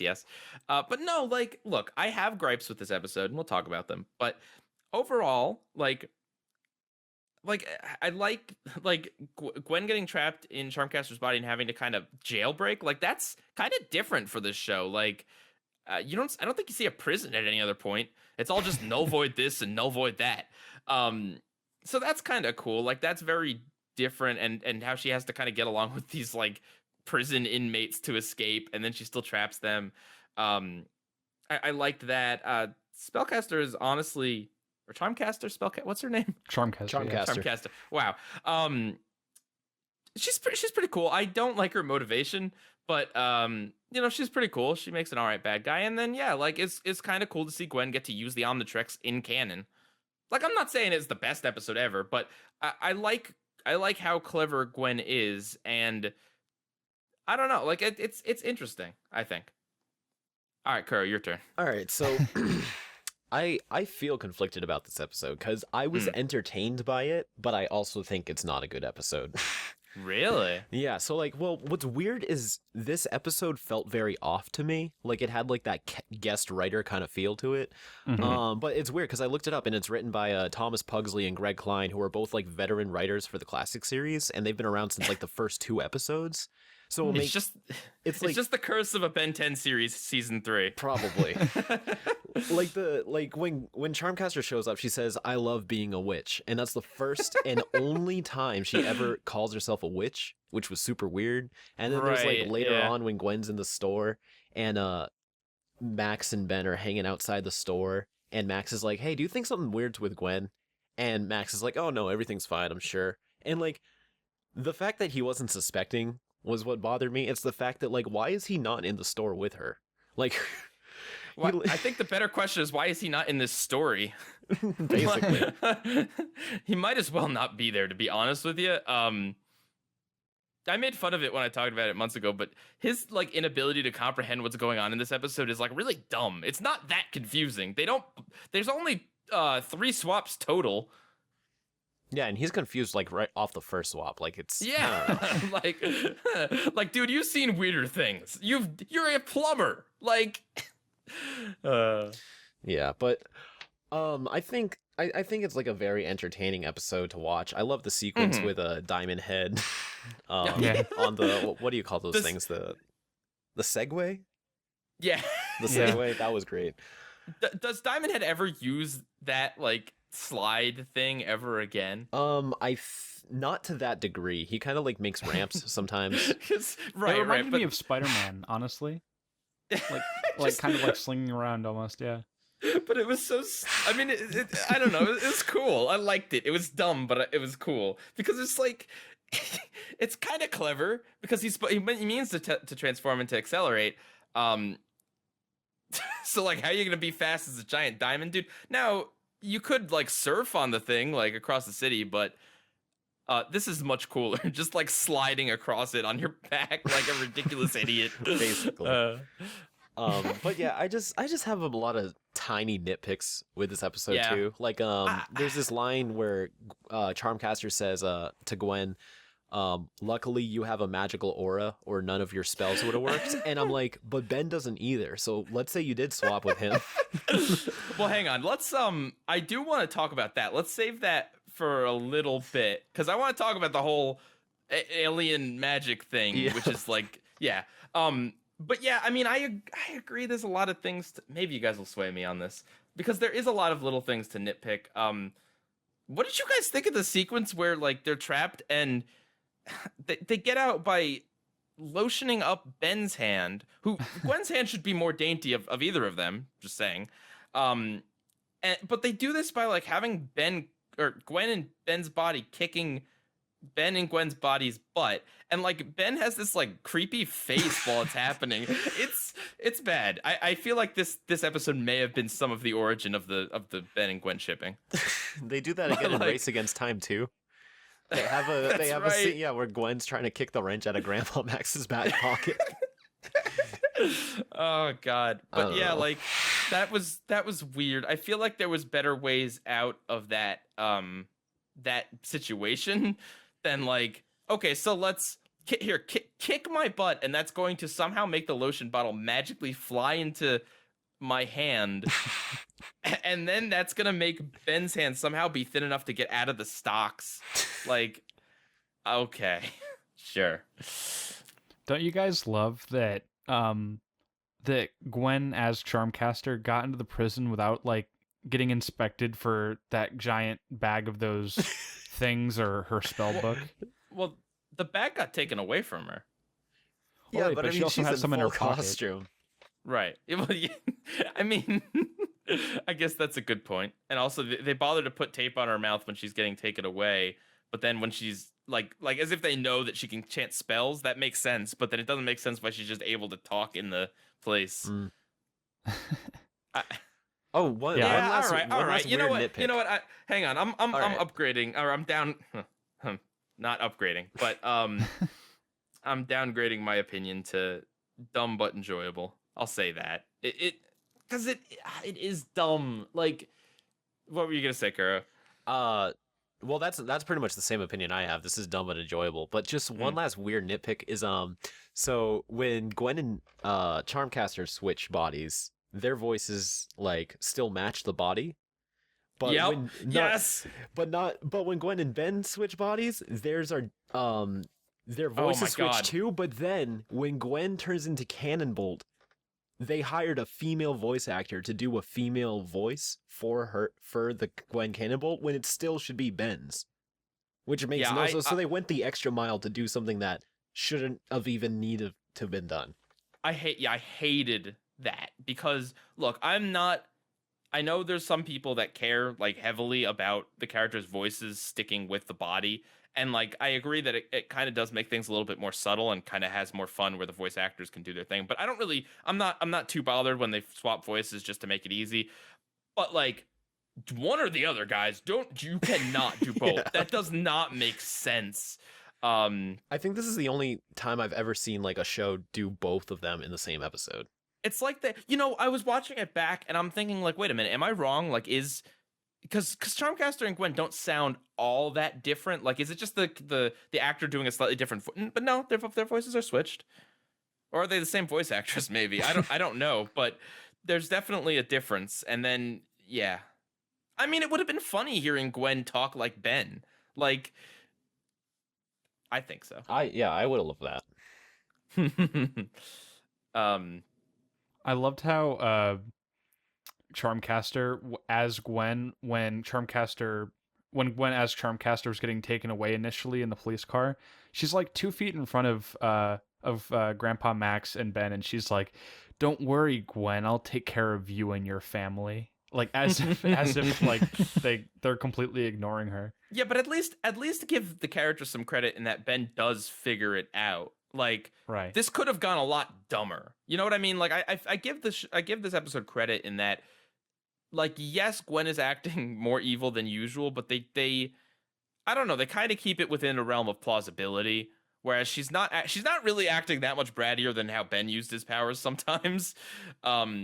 Like Ben would have totally made that octopus go on that guy's head. That's a Ben thing. If Ben had that sort of power, if he had listen, if everywhere, yeah, if everywhere was squid, all right. Assuming Ben wasn't afraid of squid in this timeline, he would have done that. But like, I like that, and I like that when Gwen does finally show up back again in Charmcaster's body, it takes like a second of like, wait, no, I'm her. Okay, yeah, you are Gwen. Instead of like dragging it out or like doing some sort of like, I don't know, shoot the real twin or whatever thing. Do you guys not like the jailbreak thing at all? I did, but once Ben and Gwen switched bodies and they were trying to like figure each other out, it kind of made me wish that was the whole episode. Well, that was so tacked on. That was it felt like especially at the end when Grandpa Max is like, "Do you guys learn anything about each other?" It felt like that's what this episode was. But I liked the concept of switching Gwen and Charmcaster. I feel like that was like not predictable. But I agree that the episode feels like that's probably where its focus should have been, on Ben and Gwen switching and Gwen having to be a hero. Maybe. And then Ben apparently has another nitpick is that apparently like gymnastic skills stick with your body instead of your mind. So Ben Ben's just instantly able has to... access to like Gwen's martial arts. Like what? Yeah, did he try to flip, or was that just a reflex? Maybe Ben could just do that. I mean, he does stuff like that as an alien, so maybe he just figured he'd try it, and like now that he succeeded, he was like, "Whoa, that worked. Gwen's awesome." I guess. Yeah, but Grandpa was also able to swing in like a buccaneer in this episode too, so just anyone can do that basically. All right, Kuro, you want to talk about so okay, if you ignore everything that comes after the original series, her trying to get in Ben's body to have magical powers doesn't make any sense. Like, she says later in the episode that with Heat Blast, like, all her spells will be, like, fiery, but, like, what... Do you not have fire spells? Like, in the very first, like, thing she does in that episode is she blows up a building and then makes a wave of fire. It's like, is it just easier? Like, is it a convenience thing? But also, lady, you realize you're spending most of your time as like a 10-year-old boy. Like, I, I, but I mean, even beyond that, in this series, isn't it? Is it an alien? No, I think it's introduced in this series that you have to have like a magical aura to use the magic stuff. It is. It is. You gotta, that's why. Yeah. well, like in the first series, you just gotta In have Lucky like Girl. the magic. Yeah, you gotta have like the magical like charm, I guess. Like you just gotta be like good at it. And then in Alien Force, like it finds out Gwen's half alien. Well, a quarter. No. But even before that, I think the only reason spellcasters. Spellcaster. God dang it. Charmcaster's book works with Gwen. I think they do mention that she has some sort of ability. They don't do the alien thing yet, but I'm pretty sure. But anyway, either way, yeah, it's like, why do you want, and how, like, yeah, it's weird. Did she even meet Heat Blast? Like, I don't know. She's only in like one episode before this, fact, I think. that was like a pretty like debated topic about how Charmcaster even knew Ben had Heat Blast because he never used Heat Blast against her. But I don't know. Maybe she saw it on the news or something. She's like, "Ooh, I want that one." Is this? I think this is also the only time in the original series where she is a solo villain. Hex appears in. Well, I mean, like she was in the -10, but then again, she's not solo. Yeah, no, not at all. No, but I mean, like she's without Hex, so. Right. But yeah, this is the only time it's just her. But then, it doesn't make any sense. But then in Alien Force, it turns out that, so magic powers do come from aliens, so she had the right idea, except not, because literally she got what she wanted by swapping into Gwen. So it's just one of those things. It's not like a good or bad thing story-wise. It's just like retroactively, this episode is very weird given how they retconned it. Mm-hmm. Like I kind of like, because if magic aura is like a thing, like shouldn't she felt really powerful when swapped into Gwen? I saw the Alien Force episode where she reappears. I still don't understand. What is her deal? What you want to explain it to me? What is she part of those magical aliens, Charmcaster? Well, I mean, if I could just spoil it, so just spoil it. I don't care. There's this. I mean, I care, but there's this like tangent dimension called Ledger Domain where like these humans. It's kind of like Kryptonians, where they're just like they look like humans, but they're not humans. And like they're magic people and they worship like this magic turtle god. And they were like under his rule, and her and Hex escaped from that dimension to Earth for safekeeping and stuff. So she's human, but she's not from Earth or this dimension. Okay. So how could she use magic then? That's just their species. They can just use magic. And inside Ledger Domain, you're like ultra powerful if you're a magic user. Like when Gwen goes to Ledger Domain, she's like, "Wow, my magic's all sparkly and stuff." So, yeah. Okay. All right. Well, that's an explanation, I suppose. One thing that rubbed me the wrong way was I watched this episode while I was eating lunch, and there's a particular scene in the prison, and I think it was supposed to be funny. I didn't really find it funny more than I did disturbing, but like one of the lunch ladies gets mad at Gwen as Charmcaster, and literally, yeah, Gwen was like, "Do you have anything organic?" And she's like, "I sure do." She puts her finger in her ear, gets a giant thing of earwax, and then sticks it right into her mush on her tray. Yeah. That is honestly probably the most disgusting thing I've seen in Ben 10. And there's a character named Stinkfly. Yeah. Yeah, that was pretty disgusting. That was just cruel too. Yeah. I mean, I think it's in part how like kind of realistic it is compared to like other things on the show. And also the lunch lady has like a weird male voice too. Yeah. Mm-hmm. It's just the typical lunch lady character, I guess. Yeah. But she doesn't sound like that typical like smoker, like, "Hey, you want another meatloaf?" She sounds like Invader Zim. Like, I don't know. All right, well, the next episode of the reboot, would you like to explain this episode, Kuro? Sure. So before I explain this, I actually just wanted to say today I found out there is an episode of the reboot where Charmcaster switches places with Gwen.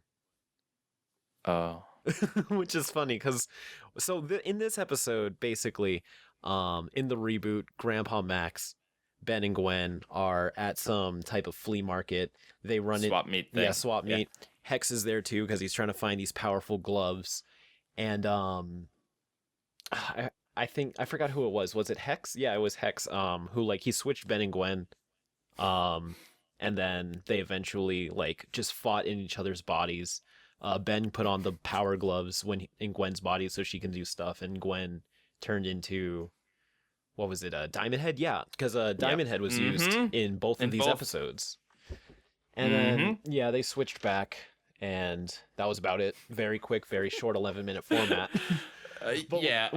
We picked this to compare it because Ben and Gwen switch places in both of these episodes, but now there's an episode where Gwen and Charmcaster switch places too. So it's interesting that the reboot basically just divided the first episode in half and made 2 episodes out of it. But I mean, this episode has more in common that it also has Diamond Head. It has Gwen using an alien. It also has them having to escape being bound together. And what else? Oh, there's also, what's the thing? It's like Gwen's like, why didn't you turn into Accelerate or whatever to Ben? Switching into the wrong alien. Yeah, well, no, but that she says that in the first episode too. Why didn't he switch into Accelerate? And he didn't mean to. He was Diamond Head. Oh, right.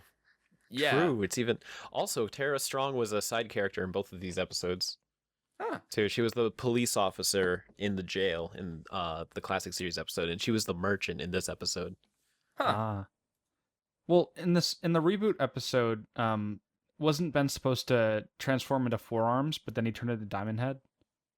I think so. But yeah, there was a similar thing of mentioning like characters or aliens you could have turned into. Right.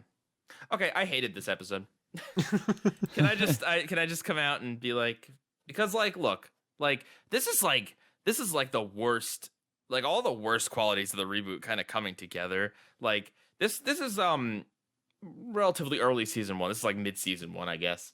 And God, like the pace is like annoyingly breakneck where there's like no spaces between the lines. The animation, like what animation? Where is it? What did they do to it? What is like there's oh God, there's so little movement. Like I noticed it so, and I guess it's because I was watching Batman, and then also because I was watching the original, which has pretty solid animation, I would say, pretty good even. This one, it's just like characters don't move all that much. And also the character designs, like, dude, these background character designs look like background characters in every Cartoon Network show. Like, I swear I've seen these characters on We Bare Bears. Like, they look so generic. Shared universe. Some parts, there's also just background characters where they're just like shaded colors with an outline around them. Ugh. It's lazy. Some of the backgrounds look really incomplete. I think that's part of the aesthetic they were going for, but I don't think it looks very pleasing. It looks very plain. Yeah. And then like the story was like the dumbest thing. I mean, like, okay, in the original, Ben and they swap places by accident is what happens in both the cases. In this one, like, what Gwen's like, you know, the tricks would be better in my hands, and then Hex is like, that's a good idea. And then he swaps. It's like, what? Like, dude, you don't have any spells that can incapacitate that? Well, I know you do because you use them. Why don't you use that? Why swap? What? Like, what does that have anything to do with anything? It's not even a part of your plan. Like, and the magical strong gloves of strength that Ben immediately loses to the villain because he's an idiot. Did you also notice how like flawlessly they used each other's abilities? Like there was no learning curve, which was it was weird because like Gwen, like before going upgrade, she was like, I don't know if I could do this. I suck with the Omnitrix or something. I'm like, you only used it for like a minute and you took down Hex easily. Like you just and that's like that's why I like original Gwen so much more, is that original Gwen is like, yeah, man, I can do the aliens better than you. Reboot Gwen's like, I don't know if I can do it.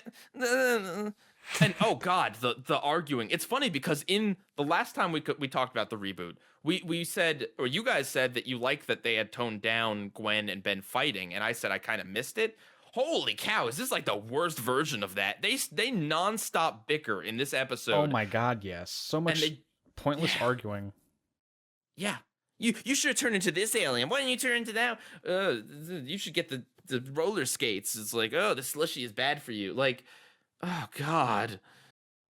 Yeah, this was actually way back in like 2017, maybe 2016, because it came out internationally before it came to the US. But this was the first episode of the reboot I ever saw, and no wonder why you didn't have a high opinion on it. yeah. And Oh, God. looking back, because I've seen quite a bit of it now, like especially in the newer seasons, and this episode, like, it's very different from like what they're trying to do now. Like, right? It's like, freaky. Yeah, I feel it's very freaky.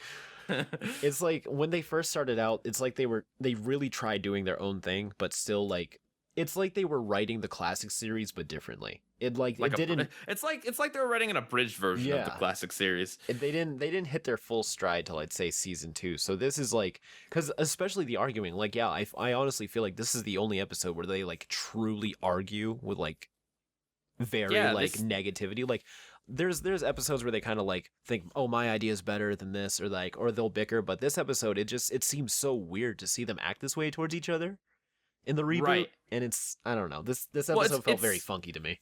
It's bad forced writing, because how else can you have the message of like walk a mile in each other's shoes and you'll appreciate each other or something?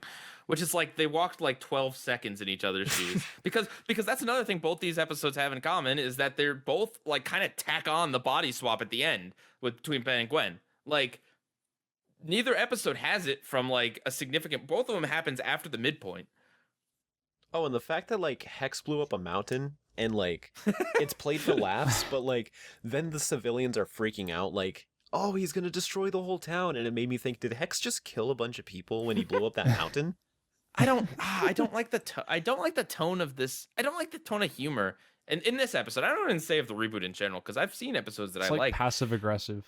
Well, it's just like the Ben and Gwen are like, how are we going to afford anything? And then these two people ride by in a tank and they're like, wow, with combining our money, we were able to purchase this. And it's like, that's such a dumb joke. And that's such like a cutaway gag type thing that they would not have done in the original series. I don't think.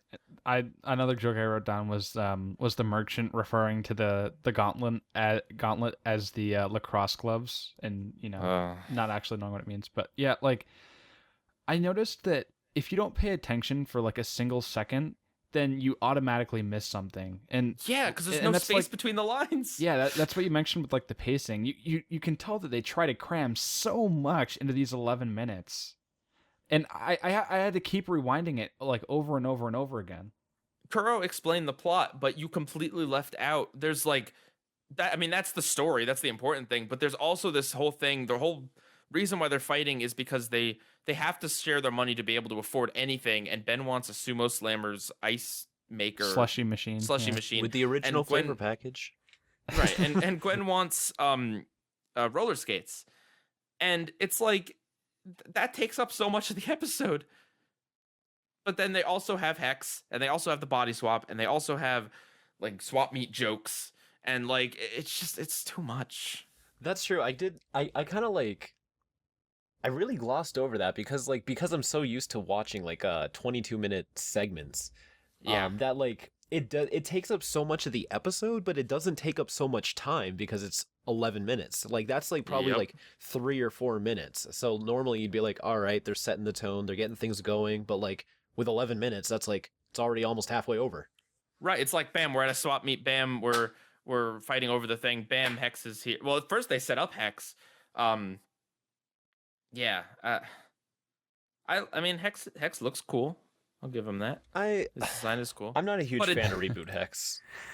I don't like his personality. Like, I don't even remember what he was. Well, in his original appearance, he was after these talismans for power. Which, by the way, okay, these stupid gloves. If Upgrade was able to break them, then that means that they're technology based. Why is the magic user going after what sense does that make? Upgrade doesn't make sense in the reboot. By the way, he upgraded a skateboard. That's why they wrote him out. He upgraded a skateboard once, which is made of wood. So, but like, did he just go around it? Like, because I could see that happening. It was in the short. They did a lot of shorts. I don't know if they aired, but they're on the YouTube channel. I'm actually Three searching for cooks it steal- right now. I need to know now. 3 cooks steal the rust bucket.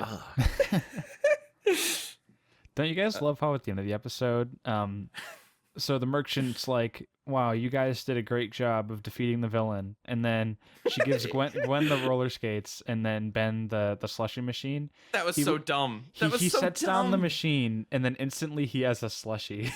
Well, not.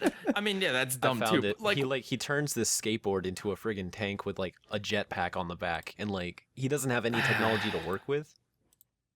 That's dumb. I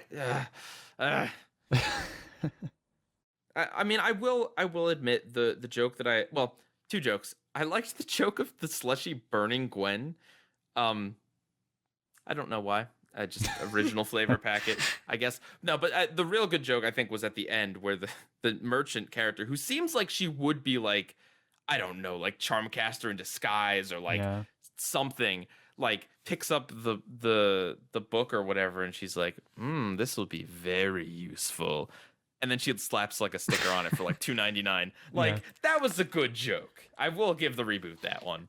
Funny you should bring up Charmcaster. Reboot Charmcaster actually buys that book in a later episode, and that's how she becomes a witch. Oh.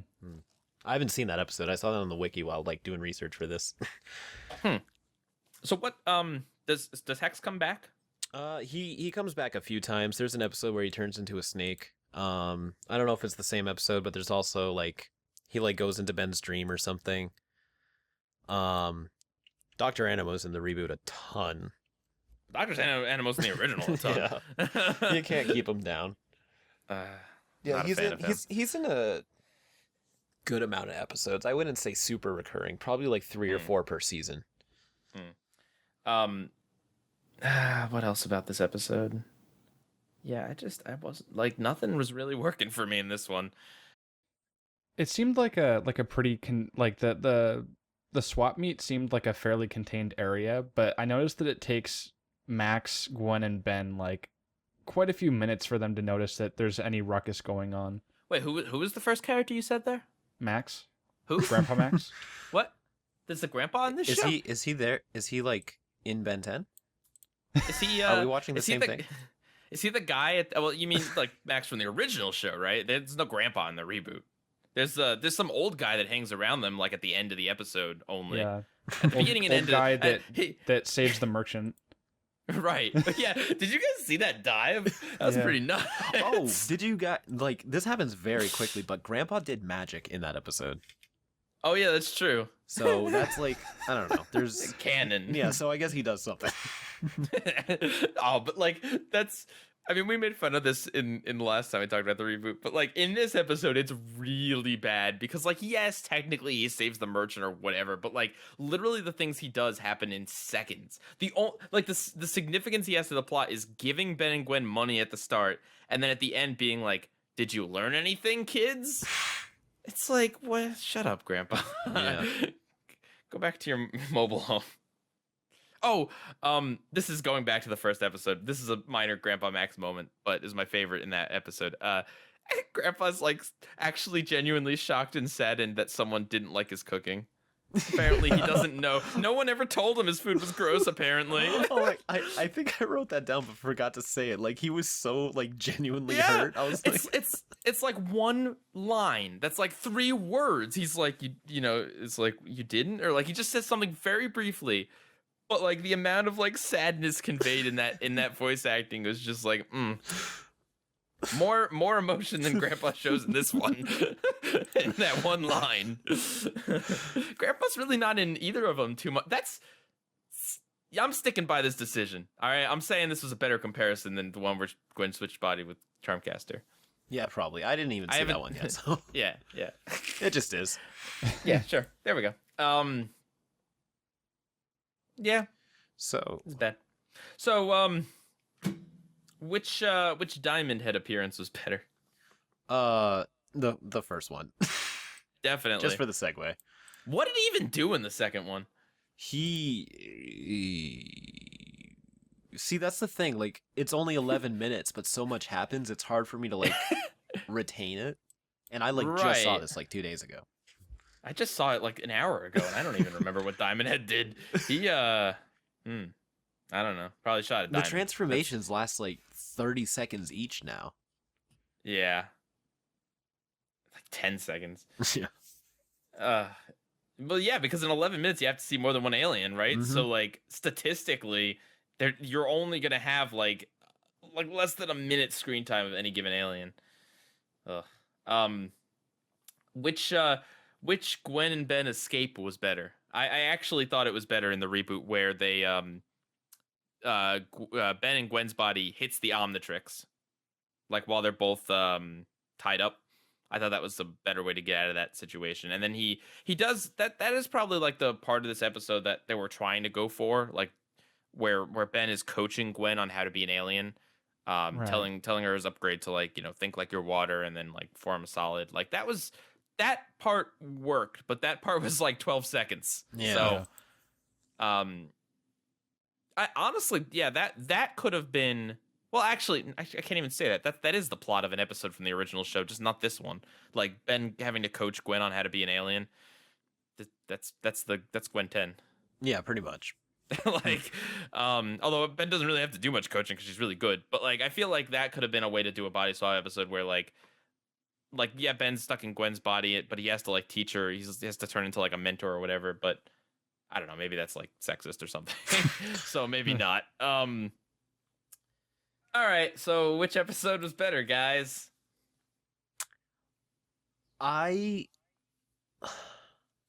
Wow. I I kind of want to say the reboot one, What? just because I feel like it's more fun to like look at, aside from the Diamond Head scene in the first classic series. It's just in the classic series, this is actually where the 22-minute Really? format kind of hinders on it. Just because I feel like in the classic episode, there really isn't much that happens, and it takes 22 Really? minutes for it to happen. That's not true. There's a jailbreak. There's a body swap. There's an action sequence where Ben fights Charmcaster at the But beginning. it all just feels so inconsequential, I guess. Like, the whole Really? jail thing, like, the only things that really matter is, like, whenever Charmcaster is actually interacting with the Tennysons. And for the majority of the episodes, they're, like, separated. So the plot only really moves forward. Like, the jail scene is cool and all. Like, I'm not saying these are bad. It's just, it kind of doesn't feel important enough to, like, have actually been part of the episode. I would rather atmosphere and world building and like story stuff, like light on story stuff, than like episode moving so fast. Like, gotta do joke, gotta do joke, gotta do story beat, gotta do joke, gotta do joke. I would much rather that. So you're saying, are you saying the reboot? I actually You can, feel like their you can, plots man. would have benefited if their times were switched. Like, the classic Oh, series God. episode should have been 11 minutes. Because I don't need 22 minutes of Ben and Gwen arguing like that. well, No way. It would have. See, the thing is, in the reboot, it's like it does offer like more like. But what more story would have been in the reboot? What Hex has no motivation They other could than have like developed mob that, power. I guess. Like, they could have given that more. Like, with Charmcaster, I genuinely can't think of how they could have taken that further. Like, once you start asking, well, how's Going Alien gonna make her more magically powerful? Show That's it. Show it. Yeah. So have her succeed? Yeah, man. Well, then. And then So what would you sacrifice from that episode in order to get I'd that scene? The You ready for prison this? stuff. What? no. I would sacrifice Ben and Gwen swapping bodies. Charmcaster succeeds, but through shenanigans, Gwen is still in Charmcaster's body. So yeah, or not through shenanigans actually. So Ben is in Gwen's body, but that's not really that important. But then you have it so that Charmcaster succeeds, and then it's up to Gwen as Charmcaster to take down Charmcaster in Ben's body, and then you have this reverse fight of the opening. All right. Well, if that was the episode, then that would be better. Yeah. That would be yes, better. I pitched a better episode. I don't 'Cause know. there- Maybe it's just because I've yeah. seen the first episode so many different times. But I mean, I'm really not super interested in the prison stuff. Like, it was fun the first time, but it's like those characters don't even come back. They never go back No. to Salem, Massachusetts. And What if they ran? she what never even tries this like swapping body spell again. It's kind of a missed opportunity not to have the biker lady be in the jail. Oh, Rojo? Yeah, That would have been nice. Because I think she mentions in the -10 that she spent time in jail after or something. I don't know why she'd be in Salem, Massachusetts, but there's all these characters that follow the Tennysons around the country anyway. Yeah, Dr. Animo's just conveniently in every city they're at. Like, it's good to know like the later villains in the seasons don't become bad until the Tennysons actually show up. They wait. Yeah, that makes sense. Sure. Yeah, Dr. Animo's like, finally, after last running into Ben in Maine, I've set up my animal building lab in the bayou here in Florida. Like, oh my God. Unbelievable. Just like how Kevin just managed to travel all that way on his own. Yeah. Oh, goodness. All right, so you're picking... what are you picking? I'm picking the reboot just because it's fresher to me. They play with Ben and Gwen in each other's bodies more, which is what I'm really more interested in. And I bet you are. oh my God. And I don't know. It's like I prefer I'm more interested in seeing like the reboot Ben and Gwen's personalities interacting. Even though in this episode it was like not non-stop bickering. Yeah, well, not non-stop. I mean, like when they were like trying to decide what they wanted to buy, it was less arguing and more of just like they each wanted their own thing. They were trying to convince the other person. Whereas in the original series, they would like be downright insulting each other, maybe like trying to take the other person's thing and like put it back or something. It's like I feel like the reboot just feels a lot fresher, and that's what I'm more leaning towards right now. So I think this I'd probably say this is a better episode, even though it's not even that good of an episode of the reboot. But this is it's not a good classic series episode either. So they're both pretty mediocre episodes anyway. Monsters? I'm gonna go with the original episode, Exchange of Face. To be honest, I wasn't really a big fan of either episode, but I think this one was a bit more tolerable. I was able to enjoy the animation a lot more in this one. I thought the action was better. Right, all the things you take for granted in the original show, like when you suddenly take out like action sequences and instead replace them with like, well, the hero's not gonna fight the bad guy, the hero's just gonna form on their gloves and make them fall off. Right. Like, yeah, I don't know. And like I mentioned, I think that the reboot episode was a little bit too fast for my liking. I don't know. I thought that the original episode was more digestible in terms of the pacing. So okay. Yeah. I outright listen. The things that I don't like about Change of Face, like some of them, honestly, like I kind of like.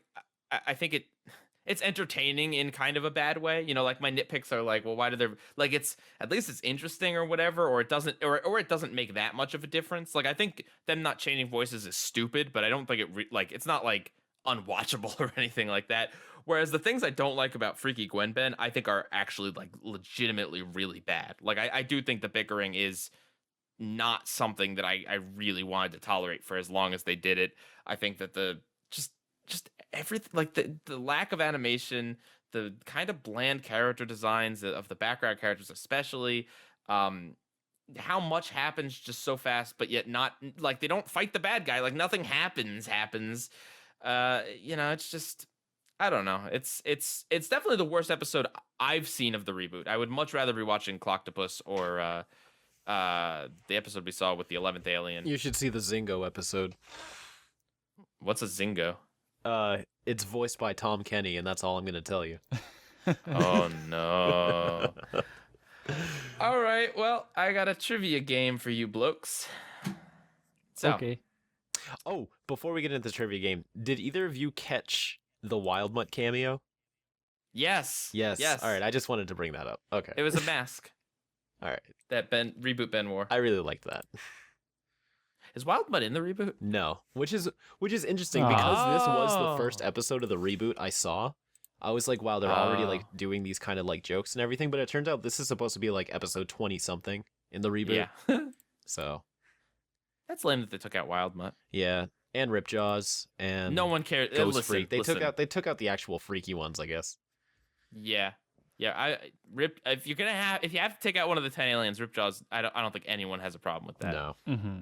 I'm not saying Ripjaws is inherently bad or anything like that, but like at least the least utilized, the least like one that people have attachment to, I'd say. And definitely the least used like in the entire series of the original 10. Yeah, the water thing Like was this- an inconvenience. Right. Well, it was a punchline. It was literally a punchline. Like Gray Matter was a punchline, but Gray Matter had a lot more going for him, and like, you know, you could use him like to defeat the bad guy in a clever way. Whereas with Ripjaws, you were just rip out of luck if there was no water nearby. All right, so I have a trivia game. There's 5 series of Ben 10, and I have 5 episode titles. However, to make it so that it's not super easy, there may or may not be a fake title in here. So you guys have to tell me which of the 5 Ben 10 series this title comes from. Okay. Kuro will go first because you're at a little bit of an advantage to monsters. But we're not making this super shouldn't I go unfair. second then? No, because he can copy your answer if he feels like it. Okay. But if you went second, you could copy his answer, so it's easier for you. I don't know, dude. Listen, I don't make the rules. I just Well, make like, the rules. all right. Let's do all it. right. You know what? Okay, to be fair, fine, because Kuro's gonna cry about it. Monsters, you're gonna go first. Okay. I guess you're right. You're less lucky to copy monsters. All right. First episode title. Ready? Let's do it. Wrath of Khan. Star Trek reference. Done. I funny will say. You mentioned the Orville, and I didn't even know that when I was playing this. I will say Omniverse. Okay, Kuro. Alien Force. You are both incorrect. Wrath. Wait. Oh my God. It was Was it? Con of Wrath, wasn't And it? I'm not gonna say anything yet. I'll tell you the answers at the end. Okay, how about that? Okay. Number 2. Con of Wrath. Alien Force. Kuro. Boy. Oh my God. Oh gee, I don't know. Alien Force. All right, that one you guys did correct. That was good. I'll tell you if you get it correct. That was good. Okay. Number 3. Wrath's Con. Holy crap. Monsters. I'm gonna go Ultimate Alien. Okay. Kuro. Oh man. I think this is the fake one. Okay. Kuro is correct. That one was made up. I was really hoping there'd be one for each series, but no. Okay. Number 3. Deep. Just deep. Deep. You said there was only one fake title, right? Yes. Okay. Okay. I'll give you that. Okay. I'll say Omniverse again. Okay, Kuro. Ultimate Alien. You are correct, Kuro. This Ultimate Alien. All right, last one. So we are looking at Kuro 3, Monsters 1. Last one. Dr. Animo and the Mutant Ray. It's okay. Dr. Animo's only in every series. Yeah. I'll just say the original. Okay. I will say the original as well. You are both correct. Hey. Kuro got 4 points and Monsters got 2. So let me go down the order here. So yes, the first one is from an episode this is a little bit of a cheat. It's not yet aired. So I guess technically the title could change, but listen to this description, guys. Back stateside, so I guess Ben's overseas at some point, Ben can't get into a cat cosplay competition. Top tail without a costume of his own. But when he goes wrath a new cat-like alien with an attitude. Ben's newfound wild side quickly becomes more than he bargained for. This is Ben becoming a furry. Yes, I was thinking the exact same Oh thing. my god. The way they describe that's exact. Maybe this is a troll. Maybe He's someone's at a trolling me on furry the bed. convention. No, this Yeah. is real. Oh no! This is because they are reintroducing Wrath into the series. And I Really, guess this Wrath? is- yeah. Wrath is the first non-Series 1 alien? Well, original? The reboot has had 4 additional aliens. So the way they do it is he only has 10 aliens at a time. So if he gets an alien, he loses an alien, and there's always a plot reason for it. Oh, that's But dumb. he's had a Vilgax transformation, which is Yeah, I've something. seen that. Yeah. We talked about that's technically his 11th alien. Yeah. Oh yeah, there was the whole episode. Yeah. Then Shockrock and this Yep. new one, Slapback. But he also is getting Humongosaur and Wrath. Oh. And Humongosaur has like this wrecking ball attached to his tail that I guess he can like shoot lightning out of it somehow. I don't know. I've only seen one clip. Oh, Kevin's back for the reboot too, and he Yeah, has I his saw own that in the own description. Omnitrix. Yep. So that's the episode where Ben gets Humongosaur, and he doesn't do the electric tail thing in it, but I've seen a screenshot where his tail has like some type of effect on it. Maybe it's just probably a because of motion Shockrock. effect. Yeah, probably. Another. But anyway, yeah, I got up to the Wrath episode of Alien Force. The Wrath is really cool, actually, which is the next episode. That is Khan of Wrath. I like that. They did that with the titles. Wrath of Khan and then Khan, or Khan of Wrath and then Wrath of Khan. I knew I'd get you, Kuro. I knew I could. I knew it. You It took an did. episode that didn't air and a title that was intentionally confusing, but I did it. Oh, goodness. But yeah, it's the original Wrath episode is really cool. If you ever want to see Ben turn into Tony the Tiger on steroids, Oh no. that is literally that alien. No, like that's it. That's the alien. It is. Okay. And then yeah, Wrath's Con is a fake episode. See, that's what threw me off because I knew like the whole con. I knew a little bit about a con. I knew there was going to be Yeah. furries in the 3rd season, and I knew Wrath was going to be in an episode about it, but I kind of like didn't know what the title was. Mm-hmm. So like once I heard Wrath Con and like you said those other two, I'm like, oh my god, which one was which? All right, Deep was like you said an episode from Ultimate Alien. It's about an underwater magister plumber. I don't know. I've never seen it. They got to go to Ripjaw's home planet because there's a piece of a map they're looking for. Oh, the Infinity Map or whatever. Yeah. Cool. No, I picked that one just because like the title Deep, like, well, because like there's a lot of them that are like very specific titles. Like I feel like you'd recognize right away. Like if I picked the Return of Ben 10, I mean I'd probably confuse monsters maybe, but that's Alien Force.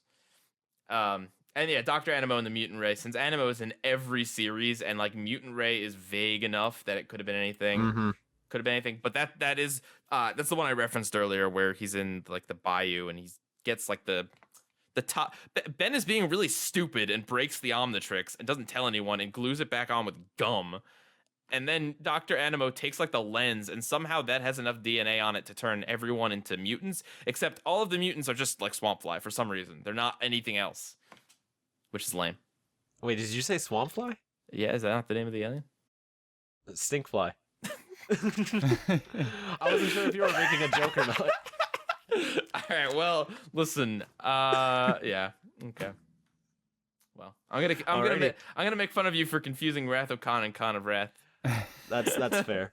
Which it's not fair at all because my mistakes. Which is are dumber. funny because like Wrath of Khan. Wait, which one came first? Because I remember it's originally a Star Trek spoof. So well, like they it's spoofed Khan it of and Wrath. then they went back. Right. But it's spelled with a C, so it's not Khan like Khan, which is Yeah. the Star Trek title. So it was originally Wrath of Khan. No. It was originally Khan of Wrath. No, I mean the Star Trek one. Yes, Wrath of Khan is Star Trek 3, I think. Wait. 2 or 3. It's like one of the movies from the 80s. Khan. Yeah. So it's Wrath of Khan, then became Khan of Wrath, then became Wrath of Khan again. Yes. Okay. Alrighty. Yeah. I'll get that. Don't laze me, bro. Don't laze me. Everywhere is squid. Oh man.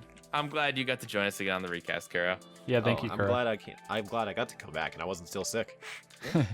All right. Be thinking of what we're gonna do next time you come back for another Benjamin Tenjamin. Benjamin Tenjamin. I can think of a few things. I was actually thinking of maybe comparing two like very, very, very different episodes in tone. Oh. Like a very lighthearted episode and a very probably of the same series, like probably Ultimate Alien, but I also know you haven't watched that yet, and Yeah, I know I'm you getting might there. eventually plan on it, so I'm not sure if I want to do that, but I might be able to think of something. I'll watch it soon. I'm still working my way through Alien Force. We still gotta talk about Alien Force sometime. Yes. We will. But yes, thank you guys for joining us on another 2-hour recast. Thanks, Monsters, for existing. Yep. All right, guys. Bye, guy rules. Out. Catch you guys next time. Keep it fizzy.